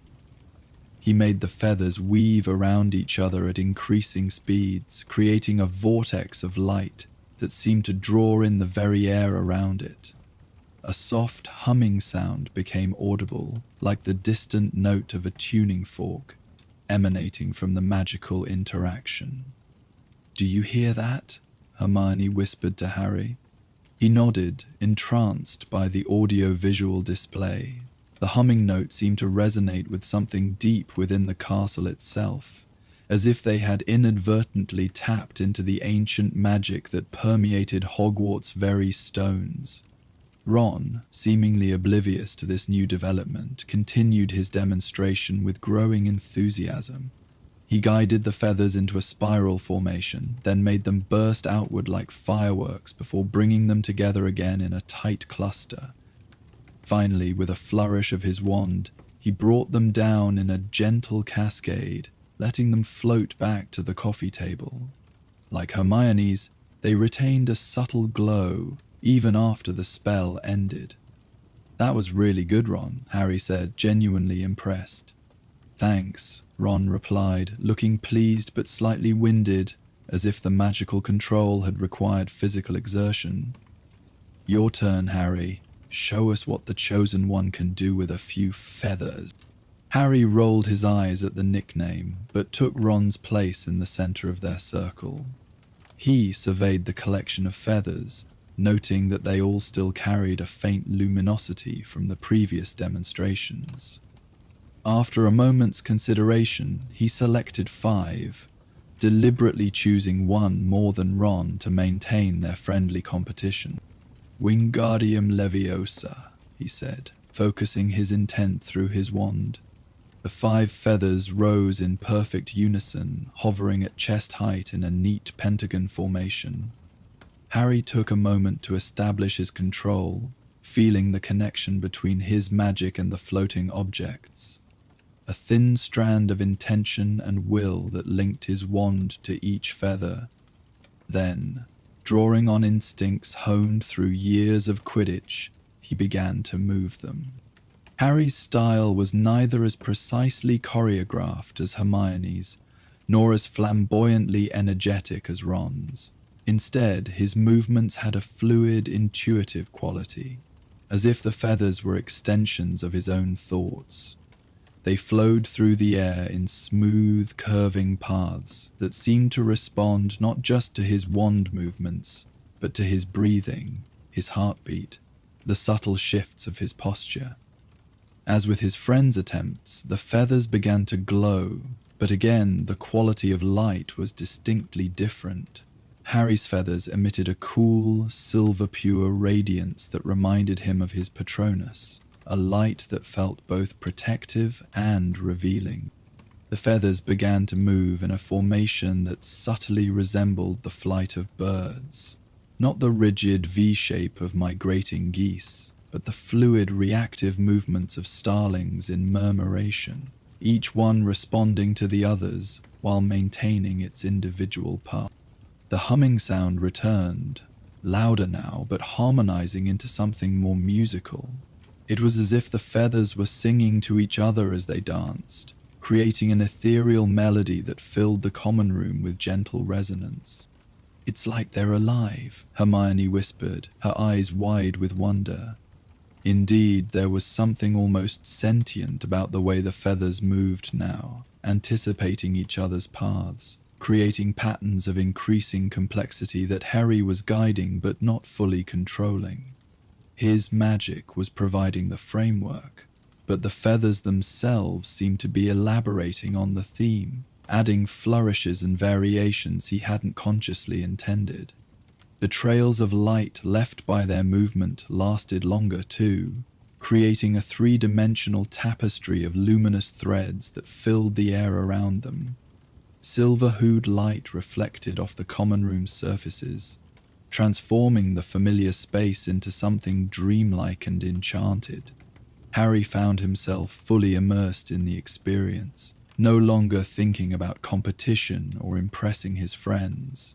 There was something meditative about guiding the feathers' dance, a state of flow where his magic felt like a natural extension of himself rather than a skill to be consciously directed. He became aware that the feathers' movements were beginning to synchronize with his breathing, expanding outward as he inhaled, drawing closer as he exhaled. The humming tone followed the same rhythm, creating a harmonious cycle of light, sound, and breath. Ron and Hermione watched in silent appreciation, their faces illuminated by the soft, shifting glow. The entire common room seemed to have entered a state of enchanted tranquility, the outside world momentarily forgotten. After what might have been minutes, or much longer, time seemed to flow differently in this magical state. Harry gradually brought the feathers back to a simple circular formation. They continued to pulse with silver pupil light, their glow intensifying and dimming in time with his breathing. "I think that's enough," he said softly, reluctant to break the spell but feeling that the demonstration had reached its natural conclusion. With a final gentle movement of his wand, he guided the feathers back to the coffee table. Unlike the previous attempts, however, The feathers didn't settle immediately. They hovered just above the surface, still glowing, as if reluctant to end their dance. "They're beautiful," Hermione said, reaching out hesitantly toward one of the floating feathers. As her fingers approached, the feather drifted toward her, responding to her presence, even though she wasn't casting any spell. "They're definitely not behaving like normal feathers anymore," Ron observed as another one floated toward him when he leaned forward. "I think our magic has changed them somehow," Harry suggested, watching as the remaining feathers continued to hover just above the table, gently bobbing as if floating on invisible water. As if in response to his words, the feathers slowly descended until they finally rested on the wooden surface. Their glow remained, however, pulsing gently like embers in a dying fire.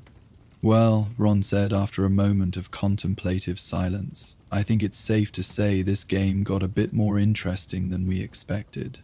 "It was wonderful, though," Hermione added, her eyes still fixed on the softly glowing feathers. "I've never experienced magic quite like that before." "Me neither," Harry agreed.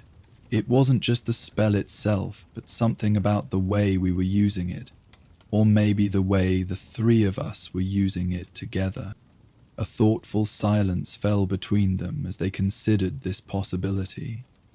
They had performed magic together countless times over the years, from classroom exercises to life or math situations, but this had felt different. A harmonious blending of their individual magical styles into something greater than the sum of its parts. "I wonder," Hermione began, her academic curiosity clearly kindled, "what if we tried casting the spell simultaneously, all three of us together?" Ron and Harry exchanged glances, immediately intrigued by the suggestion. "Worth a try," Harry said, standing up and moving to form a small circle with his friends around the coffee table and its illuminated feathers. They each selected a feather from the collection, Hermione choosing the iridescent one, Ron a speckled brown one, and Harry the pure white one. Placing them in the center of the table, they raised their wands in unison. "On 3, Harry suggested. 1, 2, 3. "Wingardium Leviosa," they said together, their voices blending into a single harmonious invocation. The effect was immediate and spectacular. The 3 feathers rose as one, but instead of simply floating, they spiraled upward in a tight formation, their glow intensifying until it was almost too bright to look at directly. Then, at the peak of their ascent, something remarkable happened. The 3 feathers touched, and their light seemed to flow between them, merging into a single radiance that combined the pearly elegance of Hermione's magic, the warm vibrancy of Ron's, and the cool protective luminosity of Harry's. This unified light expanded outward in a gentle wave that filled the common room, washing over the 3 friends and bathing everything in its warm, comforting glow. And within this light, something began to take form, not solid, but more substantial than mere illumination. It was as if they were seeing echoes or impressions of Hogwarts itself, ghostly images of the castle's many rooms and corridors, its towers and grounds, all overlapping and flowing into one another like a living map. There was the great hall with its enchanted ceiling and long house tables, the library with its thousands of ancient books, the astronomy tower reaching toward the stars, the Quidditch pitch with its golden hoops gleaming in the sun. They saw the forbidden forest with its ancient trees, the great lake rippling beneath the moon, the winding path to Hogsmeade Village. But these weren't just images. Somehow they could feel the essence of these places, the comfort of meals shared in the great hall, the quiet concentration of study hours in the library, the exhilaration of flight above the Quidditch pitch, the mystery and wonder of the forest and lake. "It's Hogwarts," Hermione whispered, her voice filled with awe. Not just how it looks, but how it feels. How we feel about it, Ron added, understanding dawning on his face. It's showing us our Hogwarts, the way we've experienced it together. Harry nodded, recognizing the truth in their words. The magical display around them was indeed Hogwarts, as seen through the lens of their shared experiences, their friendship, their adventures, and quieter moments together. The feathers continued their dance at the center of this phenomenon, moving in perfect synchronization despite being guided by 3 different wands. Their light pulsed and flowed, sometimes separating into distinct colors, other times blending into a unified radiance. The humming sound had returned as well, but fuller now, almost like distant voices singing in harmony, perhaps an echo of all the conversations, laughter, whispers, and shouts that had filled these spaces during their years at the school. There was something profoundly moving about experiencing Hogwarts this way, as a living tapestry of memory and emotion, rather than merely a physical place. Harry felt a lump form in his throat as he recognized locations where they had faced dangers together, where they had laughed until their sides hurt, where they had learned and grown as wizards and as people. He glanced at his friends and saw that they were equally affected. Hermione's eyes glistened with unshed tears, while Ron's face held an expression of wonder tinged with nostalgia, as if he were seeing their shared past and present simultaneously. Slowly, gently, the images began to fade, the light retreating back toward the dancing feathers at the center. The humming sound diminished gradually, leaving behind a profound silence that felt more like fulfillment than absence. The feathers descended once more to the coffee table, their glow dimming but not entirely disappearing. As the last vestiges of the magical display faded, the 3 friends lowered their wands, looking at each other with expressions that mingled amazement, emotion, and deep understanding. "What just happened?" Ron asked finally, his voice hushed. "I think," Hermione said slowly, "that we accidentally created a kind of magical resonance. Our individual casting of the same spell, combined with our shared history and connection to Hogwarts, created an effect that was more than just levitating feathers. It showed us how we see Hogwarts," Harry added, "all the memories and feelings we've accumulated over the years. And not just any memories," Hermione continued, her analytical mind clearly working to process the experience. "Notice how it showed us places where we've been together, things we've shared. It was reflecting our friendship as much as the castle itself." They fell silent again, contemplating the significance of what they had witnessed and created together. Outside, the afternoon was beginning to wane, the golden sunlight taking on the deeper, richer hues of approaching evening. The breeze from the window had grown slightly cooler, carrying with it the scent of early blooming flowers from the castle grounds. "You know," Ron said after a while, reaching out to gently touch one of the still faintly glowing feathers, "when I was little, before coming to Hogwarts, I used to watch my brothers practice simple spells at home during holidays. Fred and George were always turning teacups into toads or making things explode, but Percy, he used to practice Wingardium Leviosa on his quills while studying." He smiled at the memory. "I'd sit there for ages, just watching that feather float up and down, thinking it was the most brilliant thing I'd ever seen. I couldn't wait to be able to do it myself." "It is rather amazing when you think about it," Hermione agreed. "Such a simple spell, but it opens the door to understanding how magic works, the connection between intention, incantation, and wand work. It was the first real spell I ever saw demonstrated at Hogwarts," Harry remembered. "In Flitwick's class. I'd seen Hagrid do magic before that, and Ollivander, but this was different. It was something I was going to learn to do myself." They shared a moment of appreciation for the humble charm that had, in many ways, been their introduction to practical magic. The spell that had once seemed so challenging now came as naturally as breathing, yet today it had revealed depths they never suspected. "We should do this again sometime," Ron suggested. "Maybe try different spells, see what happens when we combine them." "It would make for fascinating research," Hermione agreed enthusiastically. "If simple levitation can produce effects like what we just saw, imagine what might happen with more complex spellwork." "As long as we're careful," Harry cautioned, though he was smiling.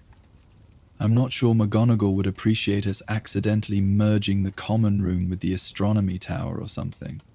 They laughed together, the sound warm and relaxed in the peaceful common room. The feathers on the coffee table seemed to pulse a little brighter at the sound of their laughter, as if responding to their happiness.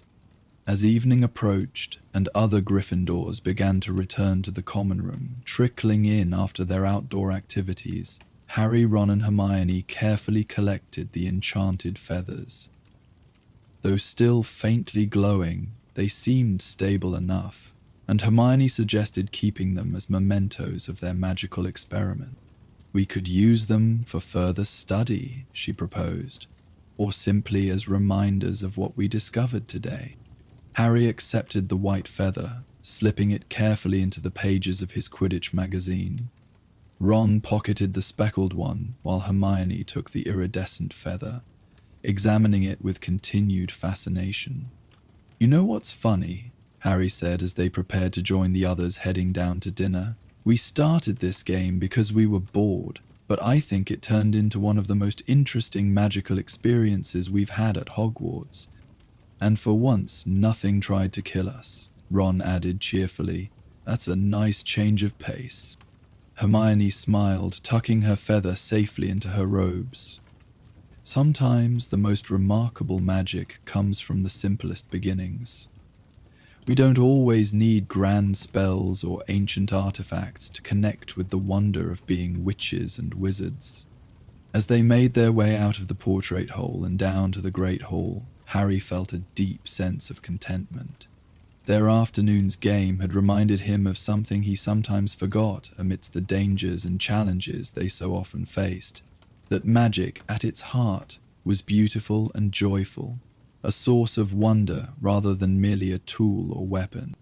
And perhaps more importantly, it had reinforced what he already knew but sometimes took for granted, that his friendship with Ron and Hermione was its own kind of magic. One that transformed everything around it, even a simple charm practiced on a lazy afternoon. The feather in his pocket seemed to pulse gently against his side as they walked, a small, warm reminder of the extraordinary that could emerge from the ordinary when shared with those you care about. And Harry found himself looking forward to their next free afternoon, wondering what other magical discoveries might be waiting in the simplest of spells when explored together. Dinner in the Great Hall was lively that evening, with students sharing stories of their day's adventures on the grounds or in Hogsmeade.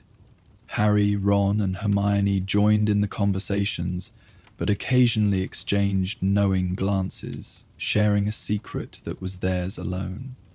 Later, as the common room filled with Gryffindors enjoying the last hours before curfew, the three friends claimed their usual spots by the fire.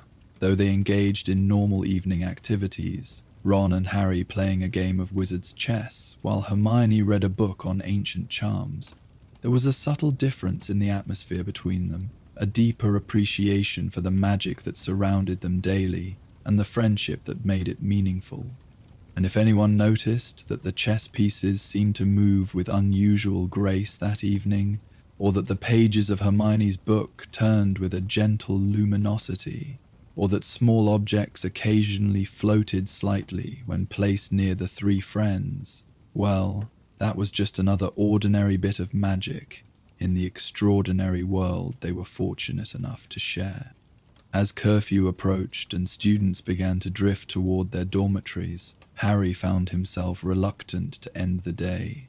It had been rare and precious, not for any grand adventure or dramatic discovery, but for the simple joy of exploring magic with his best friends, free from pressure or danger.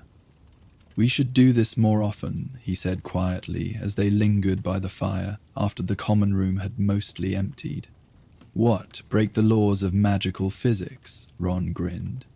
"No," Harry smiled, "just be together, enjoy being wizards. With everything that's happening and everything that's coming, we don't get enough moments like today." Hermione reached out, placing her hand over his.